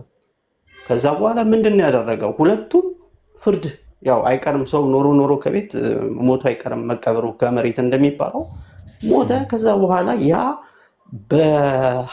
ባለው ባለጸግነት በጎ ስራ አልሰራበትም። በጎ ስራ አልሰራበት ምን ሆነ? ወደ ሲኦል ወረደ። ከእንደገና አብርሃም ያ አልዓዛር የተባለው ደግሞ በምድር የሰራው ጽድቅ ስራ አለ። የጎደለው ምን ነበር? ሀብት ገንዘብ የለውም እንጂ በምድር የሰራው በጎ ስራ ስላለ ወደ ምን ቀረበ? በአብርሃም እቅፍ፣ በጻድቁ እቅፍ ሆነ። አብርሃም ሞቷል። አዎ ሞቷል፣ ግን ጻድቅ ነው፣ በሱ እቅፍ ሆናል። አልዓዛር ሞቷል። አዎ ሞቷል፣ በማን እቅፍ ሆነ? በአብርሃም እቅፍ ሆነ። ያ ባለጸጋ ሞቷል። አዎ ሞቷል። የት ነው የተጣለው? ሲኦል ውስጥ። ስለዚህ ምግባር ለሃይማኖት አስፈላጊ ነገር ነው። ለድነትም አንዱ አካል የቤተ ክርስቲያኑ አንዱ አካል ነው። ስለዚህ እንችላለን እንጂ ለድነት አስፈላጊ ነው። አስጨርሰኝ። ለድነት አንዱ አካል ነው ሲባል ድነት ያሰጣል ማለት ነው፣ በተዘዋዋሪ መንገድ ማለት ነው። ለምሳሌ የያዕቆብ መልእክት ምዕራፍ 2 ከቁጥር 14 ጀምረ ብትመለከት ያዕቆብ ከተናገረው ሃይማኖት አለኝ ቢል ምግባር ከሌለው ምን ይጠቅመዋል ይላል። ወይ እምነት ቢኖረ እምነት ኖሮት ምግባር ከሌለው ምን ይጠቅመዋል እምነቱ? ኦፍ ኮርስ አጋንንትም ያምናሉ አለ። ማን ያምናሉ? አጋንንትም ያምናሉ። ክርስቶስ አምላካቸው ጌታቸው ፈጣሪያቸው እንደሆነ እንደውም ይሰብካሉ። ግን ችግሩ ምንድን ነው? እነሱ ከሚያምኑት እምነት እኛ ጋር በምግባር በስራ ካላሳየ ከአጋንንት የተለየ እምነት የኛም የሞተ ነው ማለት ነው። ኦፍ ኮርስ መግለጽ ያስፈልጋል ክርስቶስን አዎ። ስለዚህ ሃይማኖት አለኝ ብሎ አንድ ሰው ምግባር ካልሰራ፣ ምግባር ሰርቶ ሃይማኖት ከሌለው ዋጋ የለውም። ሁለቱም የሞተ ነው። ስለዚህ ያመነ ሰው ሁለቱን ሊያሟላ ይገባል ገልጠው ማለት ነው አይደል? ያመነ ሰው ነው አይደል? የዳነ ሰው ነው አይደል? ይሄን እምነቱን ደግሞ በክርስትና ሕይወት እየተመላለሰ መግለጥ ያለበት። አዎ የዳነ ሰው እኛ እኮ በነገረ ስቅለት ላይ ያለውን ድነት እንደውም አንድ የመጽሐፍ ቅዱስ ክፍል የዳንን ነው። መጽሐፍ ቅዱስ እንደውም ምን ይላል መሰለህ? በዳናችሁ ጊዜ የታተማችሁበትን የእግዚአብሔርን ቅዱስ መንፈስ አታሳዝኑት ይላል። ስለዚህ ያ በዳን ጊዜ ቅዱስ መንፈሳችሁን አታሳዝኑ ማለት እኮ ኃጢአት አትስሩ ማለት እኮ ኦፍ ኮርስ አዎ። ስለዚህ የዳነ ሰው መንፈስ ቅዱስ ይረዳዋል አይደል? ያበረታል። አንተ ኃጢአት የምትሰራ ከሆነ ያለውን የተሰጠን የልጅነትን ወይም ደግሞ እግዚአብሔር የሰጠን ጸጋህን ታጣለህ ማለት ነው። ኖ አላጣም። እሱ አይደል እንዴ? ታጣለህ። ደሙ ትኩስ ነው። ኖ ዕለት ዕለት በንስሐ ለምሳሌ ኃጢአት ትሰራለህ። ልጆች ይኸው ኃጢአት ለምሳሌ እዚህ ኦሪት ዘጸአት አዳምጠኝ። ኦሪት ዘጸአት ምዕራፍ 20 ላይ የተዘረዘሩት ህግጋት አሉ። አትግደል አለ። እግዚአብሔርን ታምናለህ፣ ሰው ገደልክ እና ገድለ እግዚአብሔር ዝም ይላል እንዴ? አይልም። ፍርድ ይጠብቃል። ቃየል አቤልን ገደለ፣ ዝም አለው እንዴ? አላለውም። በምድር ሁሉ ተቅበዝባዥ ትሆናለህ አለው። ያገኘው ሁሉ ያሳድዳል አለ። ከዛ በምድር ሁሉ ሲያሳድዱ አረ ጌታ ሆይ ኃጢአት የበዛ ሰው ሁሉ ሊገለኝ እያሳድደኝ እባክህ አድነኝ አለ። ኦሪት ዘፍጥረት ምዕራፍ 4 ጀምረ ብትመለከት፣ ምዕራፍ 3 ጀምረ ብትመለከት፣ ምዕራፍ 4 ጀምረ ይናገራል።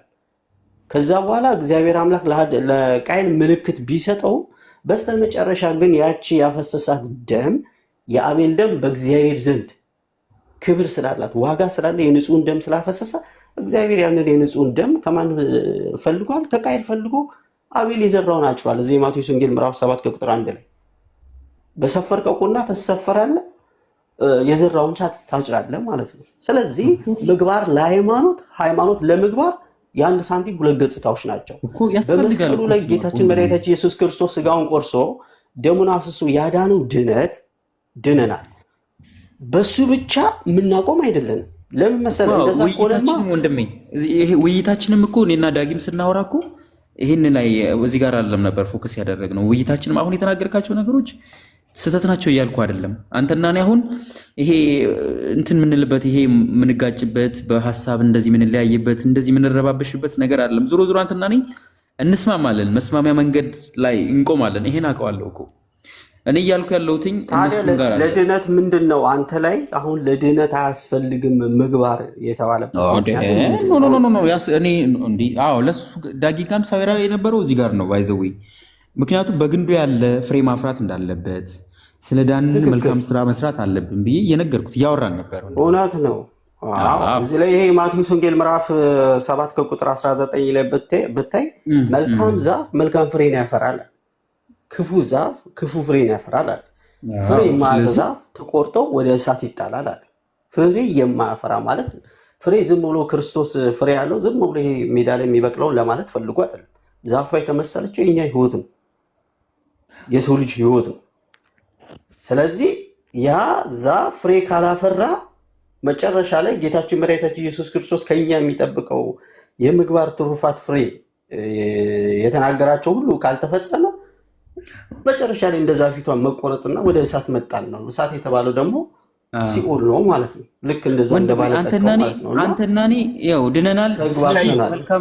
አንተና እኔ ወንድም ይላል ሰዎች። እሺ እኔ አሁን አንዴ መሀል ልግባ አንዴ ከይቅርታ ጋር። ጥሩ ነው ውይይታችሁ እንግዲህ በጥሞና አዳምጠናል። ሁለታችሁን ያገናኘንበት ሁለታችሁን እንድታወሩ የፈለግነው አንድ ነገር ማጥራት ስለፈለግን ነው። ስራ ለድነት ያስፈልጋል ወይስ ደግሞ ስራ ለድነት አያስፈልግም? ግን የዳነ ሰው መስራት አለበት ወይ? እኔ ቅድም ቅዱስ የዳነ ሰው አዎ መስራት አለበት ሲል ነበር፣ ግን ስራው ያድነዋል ማለት አይደለም ሲል ነበር። ሀሳቡን ቀይሮ ከሆነ ይንገረን ቅዱስ። እኔ አሁንም ቢሆን ዳጊ ልጁ የተናገረውን ነገር በደንብ ሰምተህ ከሆነ ስለ ፍሬ ማፍራት ላይ ነው ፎከስ አድርጎ ሲናገር የነበረው። መልካም ስራ ስለመስራት ነው።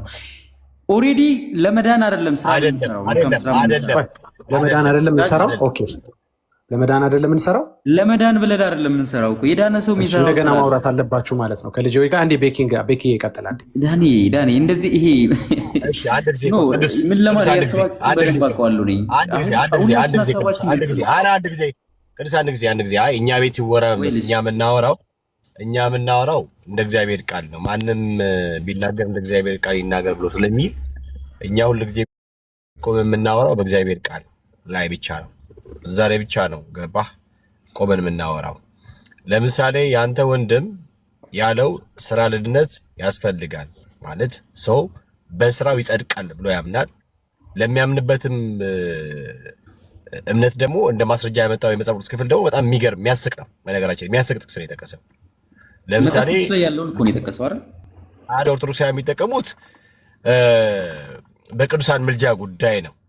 አሁን ላይ በሰማይ ሆኖ ጸሎት ይሰማሉ፣ ያደምጣሉ፣ ምድር ላይ ያለውን ነገር ያያሉ፣ በምድር ላይ ባላቸው ነገር ውስጥ አክሰስ ማድረግ ይችላሉ፣ ምንድነው ፓርቲሲፔት ማድረግ ይችላሉ ምናምን ለሚለው ጉዳይ ነው እንደውም እንደ ማስረጃ የሚጠቅሱት ይህንን ክፍል ሉቃስ 16 ማለት ነው። ግን ሰውየው ልጁ ግን የጠቀሰው ሉቃስ 16ን ስራ ለጽድቅ ነው፣ ስራ ለድነት ነው ብሎ ያንን ባለጠጋው ነው ያመጣና ከዛ ላዛርን ያመጣ። ምንም አይገናኝ ነገር ብራዘርዬ። ጌታችን ኢየሱስ ክርስቶስ ግልጽ ነው እኮ ሰው ይህን ክፍል የጠቀስከው አንተ ኦኬ ስራ ለድነት ነው በሚለው ብለህ ያልከውን ነገር ያንን እምነት ለማስረገጥ ነው የጠቀስከው። ክፍሉ እዚህ ጋር የሚናገረው ጌታችን ኢየሱስ ክርስቶስ በምሳሌ ነው የተናገረው። ሲጀመር አክቹዋል አይደለም። ኦኬ ቃል በቃል የሚወሰድ አይደለም። ምሳሌያዊ ንግግር ነው፣ ሜታፎሪክ ነው እንጂ ቃል በቃል የምትወስደው ክፍል አይደለም ይሄ ክፍል ደግሞ የሚናገረውም ሌላ ጉዳይ ነው። አንተ ስለምትለው በስራ ስለመጽደቅ የሚያወራ ጉዳይ አይደለም። ኦኬ የእናንተ ቤተ እምነት ተከታዮች ኦርቶዶክሳውያን አብዛኛውን ጊዜ ክፍል እንደሚጠቅሱት ጃሙ ዲብ እያደረኩ የነበረው ከቅዱስ ጋር ነው። ቅዱስና እኔ ተግባብተናል፣ አለቀ። አሁን አንተ እኔ ከአንተ ጋር እናውራ። እሺ እንቀጥል። እኔ እናንተ እኔ መሀል ልግባ አንዴ። ቢካይ ልጄ ሆይ አንዴ መሀል ልግባ አንዴ። ይቅርታ እንደዚህ እናድርግ፣ ሰውም እንዳይሰለች ግልጽ እናድርገውና ስራ ለድነት ያስፈልጋል አያስፈልግም? ቁርጥ ያለ ነገር ሁለታችሁ ንገሩን። በየተራ ማይክ እያበራችሁ የመጀመሪያውን እድል ለቅዱስ ልስጥ፣ ያው ቀድሞም ስለገባ ቁርጥ ያለ ነገር ያው ብዙ ማብራሪያ ሳይሰጡን ስራ ለድነት ያስፈልጋል አያስፈልግም? ቅዱስ ሲጨርስ ደግሞ ልጅ ሆይ ይቀጥል። እኛን ለመማማር ነው እንግዲህ። ቤተክርስቲያኒቷ ሁለት ትምህርት እንደሌላት እናውቃለን እና ምናልባት አንዳችሁ የሳታችሁት ነገር ካለ በዛው እንረዳለን። እሺ ቅዱስ ቀደም። እሱና እኔ በውስጥ እንነጋገራለን። እዚህ ጋር አሁን ልጅ ሆይ ስራ ለድነት ያስፈልጋል አያስፈልግም? ወንጌል ነው ራሱ ስራ አንዱ ለድነት ከሚያስፈልጉ ምግባራት አንዱ ትሩፋቶች አንዱ ነው፣ ያስፈልጋል። አንተ ልጠይቅ በዛው ስራ ለድነት ያስፈልጋል ወይስ አያስፈልግም? እሺ አንዴ ጠይቄ ፋታ አልሰጠኸኝም። እሺ ስለመለስክልኝ አመሰግናለሁ። እንግዲህ ያው የሚማማሩ ሰዎች ስላሉ ፖለቲካ የሚሰራባቸው ሳይሆን የሚማማሩ ሰዎች ስላሉ ወይ ከሁለቱ አንዱ መልስ ይምረጡ ወይ ደግሞ እናንተ በውስጥ ተነጋግራችሁ ንገሯቸው። ለማንኛውም ግን በውጭ ያተናገራችሁ ሁለታችሁ ምንድነው? አንዳችሁ ስራ ለድነት አያስፈልግም ነው፣ አንዳችሁ ስራ ለድነት ያስፈልጋል ነው። ስለዚህ ሰው የፈለገውን መርጦ መማር ይችላል። ወደ ልጄ ሆይ ልቀጥል። ቅዱስ ብዙ ሰፊ እድል ሰጥተናል። ስለዚህ ከልጄ ሆይ ጋር እንቀጥል። እሺ ልጄ ሆይ ስራ ለድነት ያስፈልጋል ስትል የጠቀስካቸው ጥቅሶች ነበሩ፣ እነሱ እንሂድባቸው ወይም ማስረጃዎችን ብትሰጠኝ እንደገና። በዛው ቆይ አንተ ያስፈልጋል ወይስ ያስፈልግም የሚለውን የአንተን ቃል ልስማና ከዛ እኔ ወደ ማብራሪያው ልሂድ። ለድነት ያስፈልጋል ስራ ወይስ ያስፈልግም? አንተ እኔ ወንጌል አማኝ ስለሆንኩኝ ለድነት እምነት ብቻ ነው የሚያስፈልገው፣ ግን ስራ አትስሩ አላልኩኝም። ምክንያቱም እግዚአብሔር ቃል ስራ ስሩ እያለ እኔ አትስሩ ለማለት ምንም መብት የለኝም። የእግዚአብሔር ቃል ስራ እንድንሰራ ክርስቲያኖች ብርሃናችን በሰው ፊት እንዲበራ እምነታችን የሞተ እንዳይሆን መስራት እንደሚጠበቅብን በተደጋጋሚ መጽሐፍ ቅዱስ ይናገራል። ስለዚህ ሰዎች መስራት አለባቸው። መልካም ስራ በክርስቶስ ዓለም ከመፈጠሩ ጀምሮ በእኛ የጀመረው ስራ ስለሆነ መስራት አለብን። ላይክ ምርጫ አይደለም መስራት፣ ምርጫ ሳይሆን ከክርስቲያን የሚጠበቅ ግዴታ ነው። ግን ለድነት ከድነት ጋር የሚያገናኘው ስለዚህ ለድነት ያስፈልጋል አያስፈልግም? ስራው ራሱ አያስፈልግም ብዬ ነው የጀመርኩት። ስጨርስም አያስፈልግም ብዬ ነው ጨርሰው። አትስሩ ግን አላልኩም። መስራት አያስፈልግም አይደለም ያልኩት፣ ለመዳን አያስፈልግም ነው ያልኩት። መስራት ግን ያስፈልጋል። ታዲያ ካላስፈለገ ለምን መስራት አስፈለገ ማለት ነው? ካልዳነበት ይሄ ሰውዬ በረከት ካላገኘበት፣ ድነት ካላገኘበት ምን ያደርግለታል መስራቱ? እንግዲህ እኛ ለየት የሚያደርገን ክርስቲያኖች ምንድነው መሰለ፣ ከምናገኘው ጥቅም አንጻር ሳይሆን ነገሮችን የምናደርገው የኢየሱስ ትእዛዞችን ኮስችን ሳናደርግ ነው የምናደርገው። የሐዋርያት ትምህርትን እንትን የማያደርግልኝ ከሆነማ አንልም። እኛ አረገ አላረገ እንታዘዛለን፣ ጠቀመ አልጠቀመ እንታዘዛለን። ኢየሱስ ስላለው ብቻ ስላለው ከአፉ ስለወጣ ብቻ ጠቀመኝ አልጠቀመኝ፣ አዳነኝ አላዳነኝ እታዘዘዋለሁ ኢየሱስን። ይሄ ነው መልሴ። እንደዛ ከሆነ የማቴዎስ ወንጌል ምዕራፍ 26 ከቁጥር 41 ላይ ወደ ፈተና እንዳትገቡ ተግታችሁ ጸልዩ ለምን አለ ታዲያ? ወደ ፈተና እንዳትገባ ነው። ስለዚህ ጸሎቱ ምንድን ነው? ወደ ፈተና እንዳትገባ ተግተን ትጸልይ። ምን ያገናኘዋል? እምነት ብቻውን እንኳ አይደለም። በእምነት ውስጥ ምን ሰጣቸው? ጸሎትንም ሰጣቸው አይደል? ከምግባር ትሩፋቶች አንዱ ከድነት የሚያስፈልጉ ጸሎት ነው። እኚህ ስራ ያስፈልጋል። ስለዚህ ጸልዩ ሲላቸው አይ እንትኑን ነው ወንጌሉን ለሐዋርያትን አይ እንትኑን ነው የምልህ እኮ አንተ የሚገኝበት ጥቅም ባይኖር ስትል አላልኩማ ስትል ነው አልከው። አየህ አላልኩም። አሁን ችግሩ አለማለቴ ነው የጎዳህ። እኔ ጸሎት አያስፈልግም ስራ አያስፈልግም አላልኩም። እኔ ጭራሽ ባያጸድቅም እንኳ ስሩ፣ ድሃ እርዱ፣ መበለቶችን አግዙ፣ ወላጅ አልባዎችን አግዙ፣ ነውር የሌለበት አምልኮ ይሄ ነው፣ ሰውነትን ከድፍ መጠበቅ ይሄ ነው እያልኩ ነው። እንዳያዕቆብ እምነታችሁ የሞት እንዳይሆን ስሩ እያልኩ ነው። አትስሩ የሚል ቃል አልወጣኝም። እኔ ጸልዩ፣ ስሩ፣ ወደ ፈተና እንዳትገቡ ኢየሱስ እንዳለው ጸልዩ ነው የምለው። እኔ ኢየሱስ ያለውን ቃል በቃል ነው እየደገምኩ ያለሁት። ጥቅም አስቤ አይደለም። ደግሞ በኢየሱስ የምታምን ከሆነ ኢየሱስ ያለውን ሁሉ መፈጸም መቻል አለብህ ነው። ይህም ብቻ ከስጋው ስጠኝ ከመረቁ ጾማለሁ የሚባል ነገር እኮ የለውም። ወንጌሉ ከስጋው ስጠኝ ከመረቁ ጾማለሁ ያለውን ሁሉ መፈጸም እኔ አልችልም። ያንተን ችሎታ ባላቅም እኔ ችሎታው የለኝም። አምነህ መቀበል አለብህ። አምኜ እቀበላለሁ። የኔ ጌታ ቆይ ልጅ ሆይ አንዴ ስማኝ። ጥያቄ አድርግልኝ ከቻልክ። ለመመለስ አይተኝ እንደሆነ በቤቴ ጠያቄ ብቻ አይደለሁም መልስም እየመለስኩ ነው። ግን ትርር ካረክብኝ አይሆንም። አሁን እንዳልከው አምናለሁ። ማመን ብቻ ሳይሆን ደግሞ ያለውን እፈጽማለሁ። በምን በረዳይ መጠንም ጸጋው በበዛልኝ መጠን። ምክንያቱም እኔ ደካማ ነኝ፣ ሁሉን አድን አላውቅም። እኔ ግን ደካማ ነኝ ወዳጄ፣ ሁሉን ማድረግ ያቀም የለኝም። ለዚህ ነው በስራዬ ተማምኜ ጽድቄን በዛ ውስጥ ያላስቀመጥኩት። ምክንያቱም ደካማ ስለሆንኩኝ ሰርቼ ስለማልጨርስ ጽድቅ ላይ ካስቀመጥኩት ስራን ላልሰራ ነገር በመጨረሻ ትቢት ይሆንብኛል፣ ድካም ይሆንብኛል። ስለዚህ አቅሜን ማቅ ሰው ነኝ እኔ ደካማ ነኝ የምል ሰው ነኝ። ለጸጋው ከረዳኝ ካገዘኝ ለመታዘዝ ፈቃደኛ ነኝ። ገባ? ልጄን ለመሰዋት እንደ አብርሃም ፈቃደኛ ነኝ፣ ይዤ እሄዳለሁኝ። በኋላ ምን ይፈጠራል የሚለውን እሱ ነው የሚያደርገው። ሰዋው ካለኝ ሰዋለሁ፣ አትሰዋው ካለኝ አልሰዋም። ገባ? ግን በአቅሜ ግን የምችለውን በረዳኝ በጸጋው አደርጋለሁ። ይሄ ነው እንግዲህ ክርስትና ማለት ይሄ ነው፣ መታዘዝ ነው እንጂ ኩዌስችን አታረግም። ኢየሱስን ትእዛዝ እንትን ካልሆነማ እንትን ከሆነማ አትልም። ምንም ሆነ አልሆነ ታደርገዋል። ይሄ ነው ወዳጄ። በጣም ጥሩ።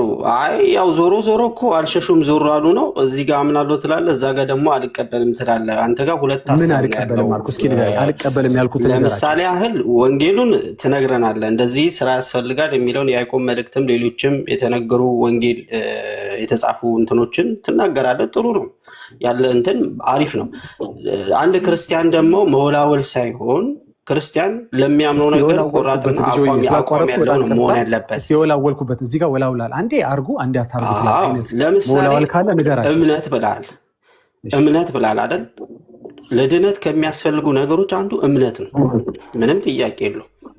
እኛም እናምናለን። እዚህ ሮሜ ምዕራፍ 10 ቁጥር እምነትም ከመስማት ነው፣ መስማትም ከእግዚአብሔር ቃል ነው ይላል። ምንም ጥያቄ የለው። ድነት ከሚፈጸሙት አንዱ እምነት ነው። ቤተክርስቲያን የሰናፍጭ ቅንጣት ያለ እምነት ቢኖራችሁ ይሄ ተራራ ከዚህ ወደዛ እምነት ቢኖራችሁ እንደዚህ ብታምን ትድናለህ፣ ብታምን ትድኛለሽ እያለ ብዙ የተፈወሱ የዳኑ አሉ። እዚህ ዮሐንስ ወንጌል ምዕራፍ 5 ላይ ያለውን መጻጉዕን ጨምሮ ሌሎች። ስለዚህ እምነት ብቻውን ግን ለመዳን በቂ አይደለም። ስለዚህ እምነት ፕላስ ምን የኔን የምትነግራቸው መስሎኝ መግባር ምንድነው? ጥሩ ትምህርት ውስጥ ገባ። ቆይ አንዴ ቆንጆ ትምህርት ውስጥ ነው የገባው። ግን የኔን ንገራቸዋ እኔ ወላወልኩበትን አንዴ እንደዚህ ብዬ እሱን እኮ አሁን ምግባር የሚለው ላይ ነገር ላይ ስትመጣ አንድ ወፍ በአንድ ክንፍ መብረር ትችላለች እንዴ? እምነት ብቻ ይዘ በእግዚአብሔር ዘንድ ብትሄድ፣ ለምሳሌ ማቴዎስ ወንጌል ምዕራፍ እኔ እምነት ብቻ ይዘ ሂድ አልኩኝ ወይ ወዳጄ?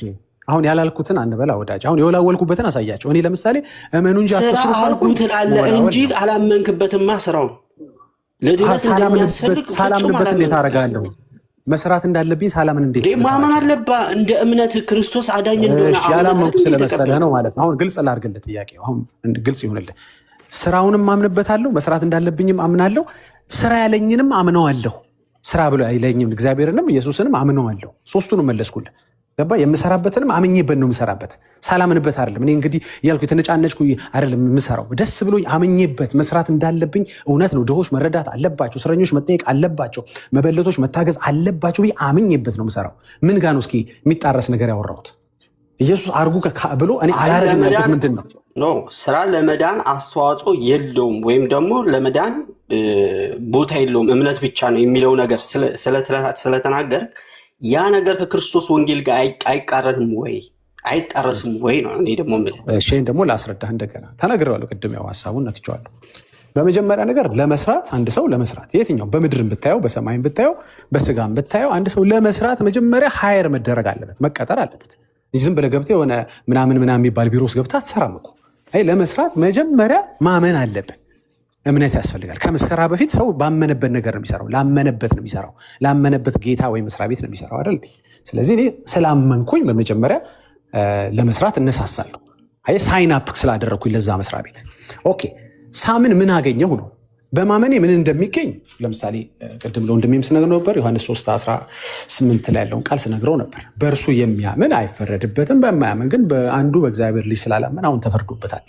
ኦኬ፣ በማመኔ እንደማይፈረድብኝ፣ በማመኔ ከፍርድ እንዳመለጥኩኝ፣ በእርሱ የሚያምን የዘላለም ሕይወት እንደሚኖረው ቃሉ ስለነገረኝ በማመን የዘላለም ሕይወት አገኘው። ኦኬ፣ እንደገና በስራ የዘላለም ሕይወት ለምን እፈልገዋለሁ? ቅድም እኮ አገኘሁት በማመን። ስለዚህ ስላመንኩኝ ሳይናፕ ስላረኩኝ ለዛ መስሪያ ቤት፣ ለዚህ የዘላለም ሕይወት፣ ለዚህ የእግዚአብሔር መንግስት የተፈጠርኩበትን ዓላማ አደርጋለሁ። ክርስቶስን በሚመስል ሕይወት እመላለሳለሁ ማለት ነው። እሱን በሚያስከብር ሕይወት ብርሃኔ በሰው ሁሉ ፊት መብራት ስላለበት እመላለሳለሁ። ስለዚህ ስላመንኩ እሰራለሁ እንጂ ገባ ለመዳን አልሰራም። በማመን ስለዳንኩኝ እሰራለሁ እንጂ የዳነ ሰው ማንነት ይታይብኛል። አለበዚያ እምነት የሞተ ይሆናል። ዝም ብሎ ፌክ እምነት ነው። ገባ? ክርስቲያን ነኝ እያለ ይቅር የማይል ክርስቲያን ነኝ እያለ ድሃ የማይረዳ ክርስቲያን ነኝ እያለ ሰላም የማይፈልግ የእሱ የሞተ እምነት ነው ብራዘር። ስለዚህ እምነቴ አድኖኛል። አዎ፣ ግን እንደ ዳነ ሰው መመላለስ አለብኝ። አለበዛ በስራ ይከደዋለሁ ማለት ነው። አልሰራም ካልኩኝ አምኜዋለሁ፣ እሺ ድኛለሁ። ግን አልሰራም ካልኩ ዞሮ ክጀዋለሁ። እኔ ከሃዲ ነኝ። ስለዚህ ዞሮ ስራን ያው ምግባር ያው ስራ የሚባለው ምግባር ነው። ዞሮ ለድነት ከአንተ ጋር አስፈላጊ ነው፣ ጠቃሚ ነው። ለድነቱ አንድ አካል ነው። ለድነት ተቀብላል። እግዚአብሔር ይስጥልህ፣ ቃሉን ያሰማልን። ያው ዞሮ ወደዛው አያስፈልግም። ይኸውልህ ስራ አልሰራውኩም ማለት ዞሬ ኢየሱስ ክርስቶስን መካድ ነው ካልከኝ መለስክልኝ እኮ። ኢየሱስ ክርስቶስን መካድ ነው ካልከኝ ስራ አስፈላጊ ነው የሚለውን አምኜ ተቀብያለሁ ማለት ነው። በተዘዋዋሪ ስራ ያስፈልግም እኮ አላልኩም። ከቅድም ጀምሮ አልሰማኝም መሰለኝ እንጂ አሁንም ቢሆን ስራ ያስፈልጋል። ለምን ያስፈልጋል ብትለኝ ኢየሱስ ስላዘዘህ መታዘዝ ስላለብህ ያስፈልጋል። አልታዘዝም ማለት ስለማትችል ክርስቲያን ስለሆንክ እምነት እየሞተ እንዳይሆን ገብቷል አይደለ? ዜጋ ነኝ ግን በሀገሪቷ ሕግ አልተዳደርም አይባልም። በሀገሪቷ ሕግ መተዳደር አለበት። አንዱ የእግዚአብሔር ሀገር ሕግ መተዳደሪያ ምንድን ነው መሰለ? መልካምን በጎነትን እንደ ክርስቶስ ማድረግ፣ እንደ ሐዋርያት ማድረግ ነው። ገባ? መተዳደሪያ ግን መዳኛ ነው አትበለኝ፣ ዜግነት ማግኛ ነው አትበለኝ። ዜግነት ያገኘሁት በመወለድ መዳኛም ነው እንጂ መዳኛም ጭምር ነው እንጂ በግብር የዳን የለማ። በግብር ዜግነት ታገኛለህ አንተ። ግብር ስለከፈልክ ዜጋ ትሆናለህ። ዜጋ ስለሆንክ ግብር ትከፍላለህ እንጂ ወንጌሉ ላይ የተጻፈ ወንጌል አለ። አሁን ላስረዳ። ይሄን ምሳሌ ሁሌ ስለምጠቀምበት ግልጽ ስለሆነ ላስረዳ። ዜጋ ስለሆንክ ግብር ትከፍላለህ እንጂ በግብር ከፋይነት ዜጋ አይሆንም። ለምሳሌ ዛሬ ተነስተህ የጀርመንን ግብር ልክፈል ብትል የመጀመሪያው ሪኳየርመንት የጀርመን ዜግነት ያስፈልጋል። አይ ዜግነት በመወለድ የሚገኝ ዜግነት አለ። ያ ዜግነት የእግዚአብሔር ልጅ ያስፈልጋል። ግብር ትከፍላለህ ነው። ዜጋም ሳትሆንም ግብር ትከፍላለህ። እኔ አሁን ሰው ሀገር ነው ያለሁት። እኔ አትከፍልም ማለት ነው። አትከፍልም ሳይሆን ዜግነትን ግን አታገኝም ነው ያልኩት። ዜግነትን ግን አታገኝም። እኔም ዜጋ ባለበት ጊዜ ሃይማኖት የእምነት ሲሆን ይለያል። ያኛው ይሄ ኦፊሻሊ ወደ ዓለማዊ ወሰድ ነው ከምንነካካ ምሳሌው ልጨርሰው አንድ ቢያንስ ምሳሌው ራሱ ይሄንን ነገር የማሳመን ምሳሌ አልጣመኝም። ይሄ ምሳሌ አይሆንም በላይ ስጨርስ እንዳላወራ ግን ካደረግኩኝ ጥሩ አይደል? የሚያስማማ እኔን የሚዩት ያደረግኩ ስጨርስ ምሳሌ እንዳለ አፍርሰው። እሺ እኔም ዜጋ ከመሆኔ በፊት ባለሁበት ሀገር ላይ ግብር ከፍል ነበር። ዜጋ ግን አያረገኝም ግብር ከፋይነቴ። ገብቷል አይደለ? ይሄ ይለያል። አይኑ የምናወራው ምሳሌ ይለያል። በመወለድ የሚገኝ ዜግነት አለ፣ ናቹራላይዜሽን የሚሉት አለ። ሌላ ቶፒክ ውስጥ እናገባ ስለፈለኩ ነው። ግብር ከፋይነቱ በራሱ ዜጋ አያደርግህም። የተወለደ ሰው ግን ዜጋ የሆነ ሰው ግን የሚጠበቅበት ነገር አለ። በሀገሩ ሕግ መተዳደር አለበት። ገባ? ሲቲዝን ከሆንክ በኋላ ዜጋ ከሆንክ በኋላ የእግዚአብሔር መንግስት ልጅ ከሆንክ በኋላ እንደገና ልጅ ለመሆን አትሰራ። በጣም እኮ ያስቃል እኮ ሰው ለመዳን ከዳነ በኋላ እንዴት ይሰራል? ዳነ ከዛ በኋላ ለምንድን ነው የምትሰራው ሲባል እንደገና ለመዳን ሁለት መዳን አለ። እንደ ቅድም ድነህ አልነበር ወይስ የቅድሙ ድነት በነነ ተነነ ተሰረቀ ጠፋ ዜግነት ተወሰደብህ ምንድን ነው? ዳትሴት ኦኬ። ዜግነት ሪቮክ የሚያስደርጉ ነገሮች አሉ። አሁን ይሄ ነው አንተ ያልገባ ያለ ዜግነትን የሚያስወስዱ ነገሮች አሉ። መዳንን የሚያጠፉ መዳንን የሚያስቀሩ ነገሮች አሉ። ምን? ክህደት። ለምሳሌ የአሜሪካ ዜግነትን አልፈልግም ብለን ያው ከዚህ በኋላ አሜሪካ ዜግነት ይቀራል ማለት ነው። አየህ እዚህ ጋር ነው። አየህ ክህደት ሲኖር ዜግነትን ታጣለህ። በስራ መካድ የሚባለው ዜግነቱን አጣ እንጂ አሜሪካን ሀገር እንዳትኖር አትከለከልም ማለት ትከለከላለህ እንጂ አሜሪካዊ ሳትሆን እዚህ ሀገር መኖር አትችልም ወይ መኖር አትችልም። ለምሳሌ አሜሪካን ሀገር ዜጋ የሆነ ሁሉ አይደለም የሚኖረው፣ ዜጋም ያልሆነም ይኖራል። ስለመኖር አለ እኮ መኖሪያ ፈቃድ ያስፈልጋል ወይ መኖሪያ ፈቃድ ያስፈልጋል ነው። ከክርስቶስ ድነት ጋር ይሄ የሚሄድ አይደለም። ራሱ ያነሳው ፎልስ የሆነ ነገር ስለሆነ እኔ ቆይ ሁለታችንን የሚገዛ እንደገና መኖሪያ ፈቃድ ለማግኘት አትሰራም ነው የምልህ።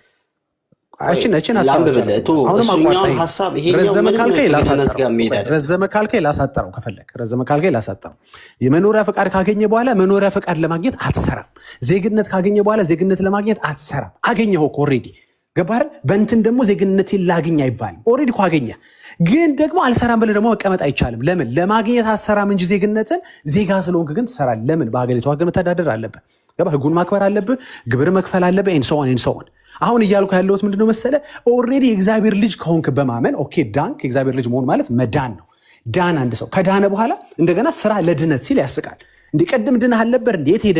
ቅድሙ ድነት የት ሄደ? በማመን ስራ ሰርተህ ትጸድቃለህ አትጸድቅም? እሺ ስራ ሰርተህ ትጸድቃለህ ወይስ አትጸድቅም? በማመን ጸድቁ እኮ። ለምን ሌላ ጽድቅ እፈልጋለሁ? በማመን ጸድቄ ለምን በስራ እንደገና ጽድቅን እፈልገዋለሁ? ስለዚህ ስራ አያስፈልገኝም ማለት ነው በተዘዋዋሪ መንገድ። እሺ ማቴዎስ ምዕራፍ ወይ ስማኝ፣ ግብር መክፈል ዜግነት ባይሰጠኝም ግን ግብር ከፍላለሁ። ከአንድ ዜጋ ይጠበቃል። ዓለማዊ ሀሳብ።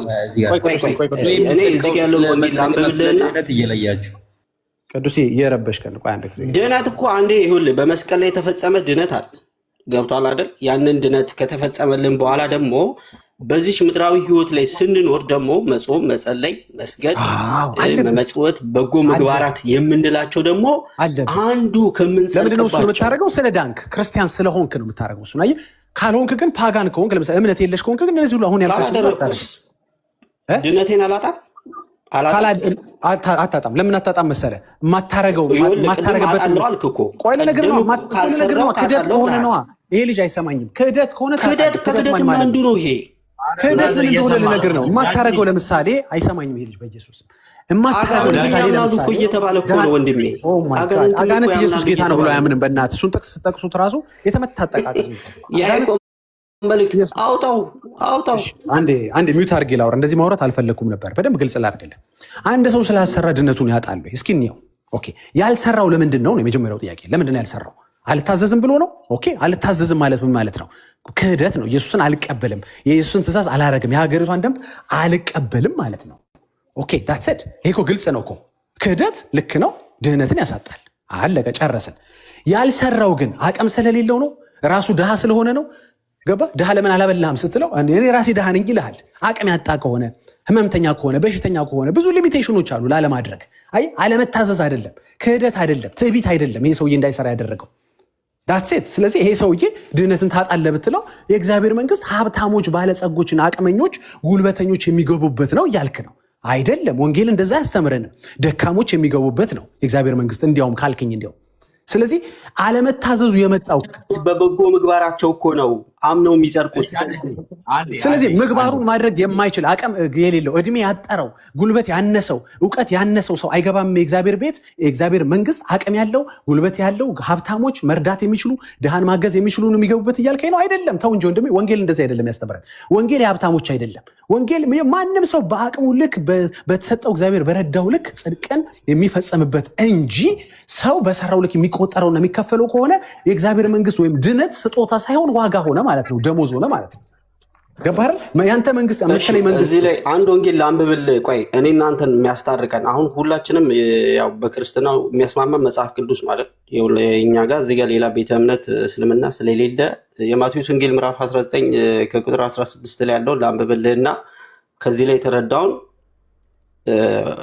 እንድንማማርበት ስለፈለኩ ነው ሁለታችንም ገዢ ሐሳብ ስላለበት ነው እዚህ ላይ በደንብ እንደውም ግልጽ ያደርጓል እንዲህ ይላል እነሆም አንድ ሰውም ቀርቦ መምህር ሆይ የዘላለም ሕይወትንም እንዳገኝ መልካም ነገር ላደርግ አለው እርሱም ስለ መልካም ነገር ለምን ትጠይቀኛለህ መልካም የሆነ አንድ ትእዛዝ ጠብቅ አለው እርሱም የትኛውን አለው ኢየሱስም አትግደል አታመንዝር አትስረቅ በሐሰትም አትመስክር አባትና እናትን አክብር ባልንጀራንም እንደራስህ ውደድ አለው ጎበዝም ይህንን ሁሉ ከሕፃንነቴ ጀምሬ ጠብቄአለሁ ደግሞም የሚጎድለኝም ምንድነው አለ ኢየሱስም ፍጹም ልትሆን ፍጹም ልትሆን ብትወድ ሂድና ያለህን ሸጠህ ለድሆች ስጥ መዝገብህም በሰማያት ታገኛለህ መተህም ተከተለኝ አለው እንግዲህ ስጥ አለ ከዛ ተከተለኝ አለው ጎበዝም ይህን ቃልን በሰማ ጊዜ ብዙ ንብረትም ነበረውና እያዘነ ሄደ ኢየሱስም ለደቀ መዛሙርቱ እውነት እውነት እላችኋለሁ ለባለጸጋ ወደ እግዚአብሔር መንግስት መግባት ጭንቅ ነው ወደ ማን መንግስት ወደ እግዚአብሔር መንግስት መግባት ጭንቅ ነው ዳግመኛም አላቸው ባለጸጋ ወደ እግዚአብሔር መንግስት ከሚገባ ግመል በመርፌ ቀዳዳ ቢገባ ይቀለዋል አለ ደቀ መዛሙርቱም ሰምተው እጅግም ተገረሙና እንኪያስ ማን ሊድን ይችላል አሉ ማን ሊድን አስተውሉ ማን ሊድን ይችላል ኢየሱስም እነርሱን ተመልክቶ ይህ በሰው ዘንድ አይቻልም በእግዚአብሔር ዘንድ ግን ሁሉም ይቻላል አላቸው አየህ በማን ቻል በእግዚአብሔር ስለዚህ በእግዚአብሔር ላይ አምናለሁ የምትል ሰው ከሆን ስለ እግዚአብሔር ህይወትህን ሁሉ ነገርን ትሰጣለህ ማለት ነው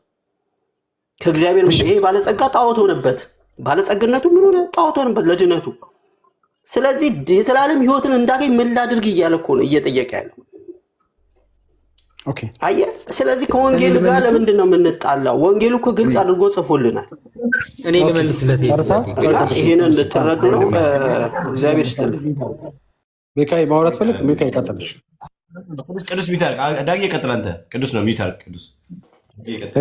እሺ መልካም እንግዲህ ወንድማችን እንደነገረን ከሆነ ወንድማችን አንድ ጉዳይ አለ ያልገባህ ነገር። አሁን እንደነገርከን ከሆነ የእግዚአብሔር መንግስት ባለጠጎች የሚገቡበት መንግስት ነው ወይ? ይሄ ክፍል የሚናገረው እንደዛ ነው?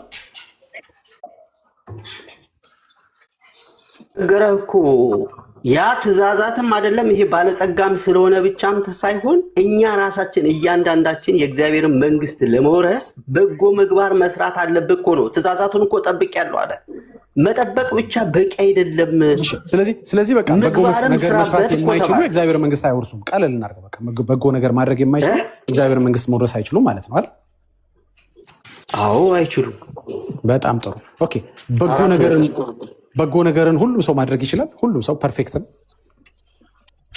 ሁሉም ሰው ያው የክርስቶስ ወንጌል አማኝ ነኝ ወይ ደግሞ ክርስቶስ ለኔ ስጋውን ቆርሶ ደሙን አፍስሶ አድኖኛል ብሎ የሚያምን ከሆነ ድኛለሁ ብሎ የሚያምን ከሆነ ከተሰበከለት ለምንድን ነው የማይሰራው? ከተሰበከለት ክርስትናውን የማይኖረው ለምንድን ነው? የኔ ጥያቄ እሱ ነው። ጥያቄን የመለስክልኝ አይደለም። ሁሉም ሰው በጎ ነገር ማድረግ ይችላል ወይ? አሁን ያልካቸውን ሊስቶች ሁሉም ሰው ማድረግ ይችላል? ሁሉም ሰው ማድረግ ይችላል? አዎ፣ ነፃ ፍቃድ ተሰጥቶታል። አዎ ኦኬ፣ ነፃ ፍቃድ ተሰጥቶታል እንጂ ሌላ እንደ ሀል መርዳት የሚችልበት አቅም ሁሉም ሰው ተሰጥቶታል? እግዚአብሔር በዛ ነፃ ፍቃድ ላይ ማስገደድ አይችልም እንጂ በአንተ በጎ ነፃ ፍቃድ ላይ ሁሉም ሰው እስረኛ መጠየቅ ይችላል። ነገርኩህ እኮ አምኛለሁ ድኛለሁ የምትል ከሆነ ክርስትና ከገባ ታደርገዋለህ። ካላመንክበት ካልዳንበት መጠይቀን ለምን አትመልስ? ታደርገዋለህ። እኔ ወደ እኔ የመለስከው ሁሉም ሰው ይችላል። ሰው የተባለ በጠቅላላ አሁን አንተ ያስቀመጥካቸው ይችላል። መስራት ሁሉንም ይችላል። ሁሉንም ፐርፌክት ነው ሰው ማለት ነው። አንዱን ሳያጓድል ይሰራል። አይ ፐርፌክት አይደለም፣ ፍጹም እግዚአብሔር ብቻ ነው። ፍጹም እግዚአብሔር ብቻ ነው።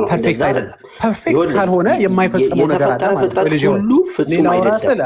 እግዚአብሔር ውጪ የተፈጠረ ፍጥረት ሁሉ ፍጹም ካልሆነ የማይፈጽማቸው ነገሮች አሉ ማለት ነው። አሁን ልትሸፍነኝ ብትሞክርም ይኸውልህ አይጠቅም። እንወያይ ግዴ ፐርፌክት ካልሆነ የማይፈጽማቸው ነገሮች አሉ ማለት ነው። የሰው ልጅ በስጋው ደካማ ካልሆነ ሌላ ጨመርክልኝ ማለት ነው። አመሰግናለሁ። ቆይ አዳምጠኝ። የሰው ልጅ በስጋው ደካማ ከሆነ ሰው ልጅ ሚዩት አድርጌ ስለነበር ሚዩት ያደረኩ እኔ ነኝ። እንግዲህ እየነገረን ነው፣ ራሱ እየነገረን ሰው ልጅ ደካማ ነው ይለናል። ሰው ልጅ እኮ ሊሚቴሽን አለበት ይለናል። ሰው ኢምፐርፌክት ነው ካለን በኋላ እነዚህ ደግሞ መፈጸም አለባቸው ትለኛለህ። አየህ አሁን መፈጸም ለመዳን እነዚህ መደረግ አለባቸው ካልከኝ በኋላ ለነገሩ ይሄን ማድረግ እኮ የማትችልበት ብዙ ምክንያት አሳማኝ ምክንያት አለ ደግሞ ትለኛለህ። በጎን እንዴት አብሮ ይሄዳሉ እነዚህ ነገሮች?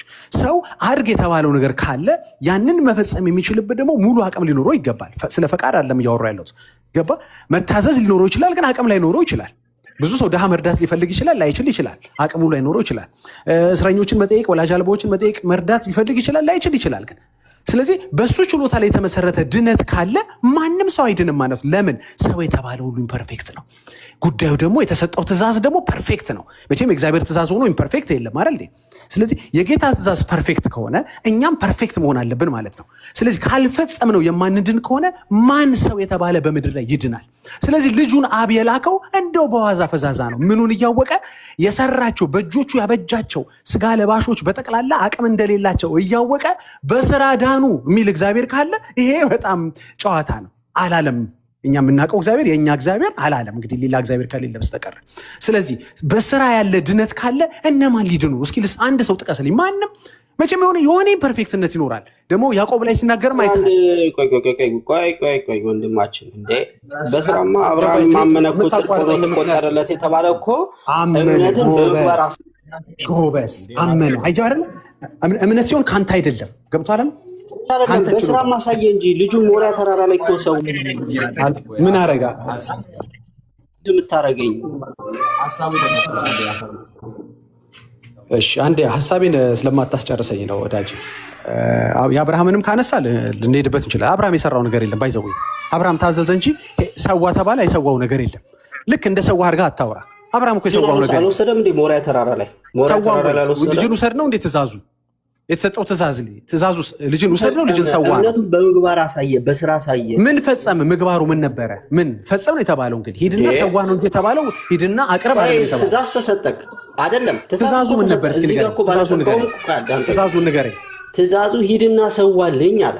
አይ አልሰዋም፣ እኔ ልጄን አልሰዋም አለ እንዴ? አላለም። ትእዛዙን በተግባር አሳየ። ያ በተግባር ያሳየው ክርስትና ምን ተብሎ ይጠራል? ምግባር ነው። ወድሜ ምን አብርሃም ስራ ተብሎ አመነ ታዘዘ? አንዴ ጽድቅ ሆኖ ተቋርጠህ ነበር ተቆጠረ እዚህ ጋር ድምጽ ስላለ ለሲባል እምነት ብቻ ምጠይቀን ሳይሆን አንዴ እምነቱ መልስልኝ። በስራ አሁን አሳየ። እያደከምከኝ ስለሆነ የታዘዘው ምንድን ነበር? ነገርኩህ እኮ ለምን ትደጋግማለህ እንዴ? ግልጽ እኮ ነው። ምንድን ነው ያልከኝ? አንዴ ይቅርታ፣ እኔ ጋር ድምጽ ስለነበር አልሰማሁም። የታዘዘው አብርሃም ምንድን ነው? ይስሐቅ ልጁን የሚወደውን ልጁን ይስሐቅን ወደ ሞሪያ ተራራ ላይ ወስደ ሰዋልኝ ነው፣ ትእዛዝ ነው እንጂ ወሰድልኝ አይደለም። ተራራው ላይ ወሰድልኝ አይደለም ትእዛዙ። ያውቃል። ኦኬ፣ ስለዚህ ትእዛዙ ተራራ ላይ ወሰድልኝ አይደለም፣ ሰዋልኝ ነው። በቃ ተራራ ላይ ሲሰዋ ነው እንጂ ወደ ተራራ ሲወስደው የሆነ አህያ ሲያስሩ በእንትኖቹን የተከተሏቸው ሰዎች ጠብቁኝ ሲሉ በሆነ ጫካ ውስጥ አቋርጠው ሲሄዱ አይደለም። ስራ ማለት የታዘዝከውን ስትፈጽም ነው እንጂ ለመታዘዝ ነው እኮ። ቅድም እኮ ስራ ያስፈልጋል ያልከው ሰውዬ አሁን እዚህ ጋር አብርሃም ጋር ስትመጣ ለምን ትክዳለህ? ችግር የለውም። በአንተ ላድርገዋ። ስራ ማለት መታዘዝ ከሆነ በጣም ጥሩ። እኔ ታዛዥ ነኝ። በቃ ግን ዳረዳ ምንም ችግር የለውም። ታዛዥ ነኝ። ገባህ? ሄጄ ድሃውን አክቹዋሊ አላግዘውም፣ አልሰጠውም። የሚሰጠ ከሆነ የሚበላ ከሆነ አላበላውም። ግን እታዘዛለሁ። እሺ ማለት ነው እንዴ? ስራ ማለት እሺ ነው እንዴ? አይደለም። ስራ ማለት እኮ እሺ ያልከውን ስትፈጽመው ነው። ለምን እንደናቆራለን ወዳጄ? ለምን ግልጽ አላየህም እንዴ? ተዋ እንዴ? ሰውቶታ አላየህም እንዴ? ኧረ መጽሐፍ ቅዱስ ላይ ያለውን ታሪክ ወይ ያላነበብኩት አንዴ ወዳጄ፣ ሰውቶታል አልሰዋውም? ልጁ ማን ነው መሀል ላይ የሚገባው? ቆይ ላስወጣችሁ። እሺ ከአሁን ወዲያ ማይክ ሚዩት የሚያደርግ ሰው አስወጣለሁ። አንደኛ እኔ ጋር ድምፅ ስላለ እየረበሸኝ ነው፣ ሁለተኛ ደግሞ እሱ ጋር እየረበሻችሁ። አብርሃም የታዘዘው ልጁን እንዲሰዋ ነው እንጂ ሄዶ ልጁን ሞሪያ ተራራ ላይ እንዲያደርስ አይደለም። ተራራው ድረስ የሚያደርስለት ትራንስፖርት አይደለም እግዚአብሔር የፈለገው አይደለም። እንደሱ አይደለም የፈለገው። ልጁ እንዲሰዋ ነው ትእዛዙ። ኦኬ፣ መታዘዝ መስራት አይደለም። እሺ ማለት አንዱ ዊሊንግነስ ነው፣ መንገድ ነው። ትክክል ነው። አንድ ሰው ፈቃደኛ ካልሆነ ካላመነበት፣ ባዘዘውም ካላመነ አያደርግም። እነዚህ ያስኬዳሉ። ሰዋው ግን ስትለኝ ነው ሰራው ምልህ። ይሄ ነው ስራ ማለት ይሄ ነው። ፕራክቲካሊ ነገሩ ሲደረግ ነው እንጂ ለነገሩ ያለህ ታዛዥነት አይደለም። ኦኬ፣ ግን ጽድቅ ተብሎ የተቆጠረለት አብርሃም ምንድን ነው? ያዕቆብ ላይ ሁለቱም ነው። አንደኛ በስራውም ጸደቀ ይላል፣ ሁለተኛ ደግሞ እንደገና በእምነቱም ጸደቀ ይላል። እንዴ አብርሃም እኮ ገና ሳይወለድ በፊት 5 ምዕራፍ ወደኋላ እኮ ነው ኦልሬዲ በማመኑ የጸደቀው እኮ። ኦልሬዲ ገና ሳይፈጠር የሚባል ይስሐቅ የሚባል ልጅ ምድር ላይ ሳይኖር በፊት ነው ኦልሬዲ የጸደቀው። ገና እንትና ይስሐቅ ሲወለድ የሚጸድቅ አብርሃም የለም ወይ? ሁለት ጽድቅ አለ በሉን። ሁለት ጊዜ የሚድን መዳን ካለ ንገሩን። አንድ በማመን ይጸደቅና ትቆይና ልጅን ለመሰዋት በምታደርገው መታዘዝ ደግሞ ሌላ ጽድቅ ታገኘ። ጽድቅ እኮ ሽልማት የሆነ ደሞዝ አይደለም እኮ የተጨመረ እንደ ሪዋርድ የሚጨማመር አንዴ ነው። መጽደቅ አንዴ ነው። 2-3 ብሎ መጽደቅ የለም። ዋናው ነገር ግን ጥያቄው ምን መሰለ?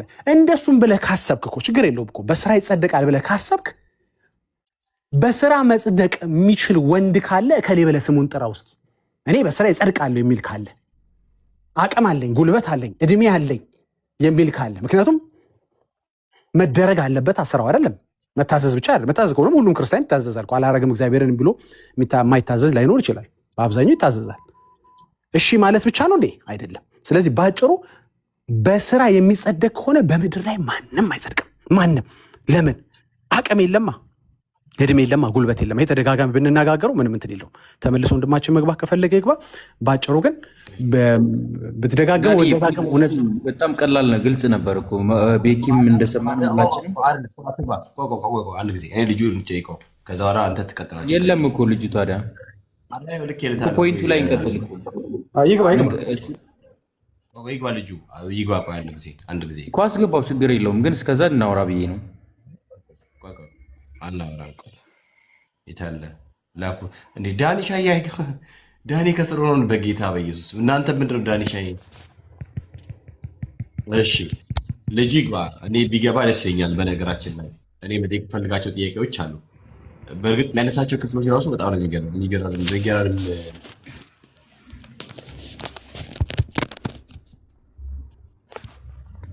እሺ፣ ስለዚህ አንተም በስራ እንደሚጸድቅ ታምናለህ ማለት ነው ወይስ እንዴት ነው? ባለህ አቋም ነው የምትቀጥለው? በቅድሞ አቋም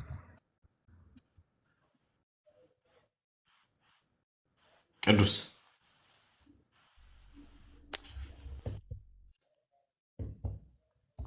ቅዱስ ይሰማል ወይ? ይሰማል። ቅድም በነበረ አቋም ነው የምትቀጥለው ወይስ በስራ እንደሚሰጥ ታምናለህ አንተ?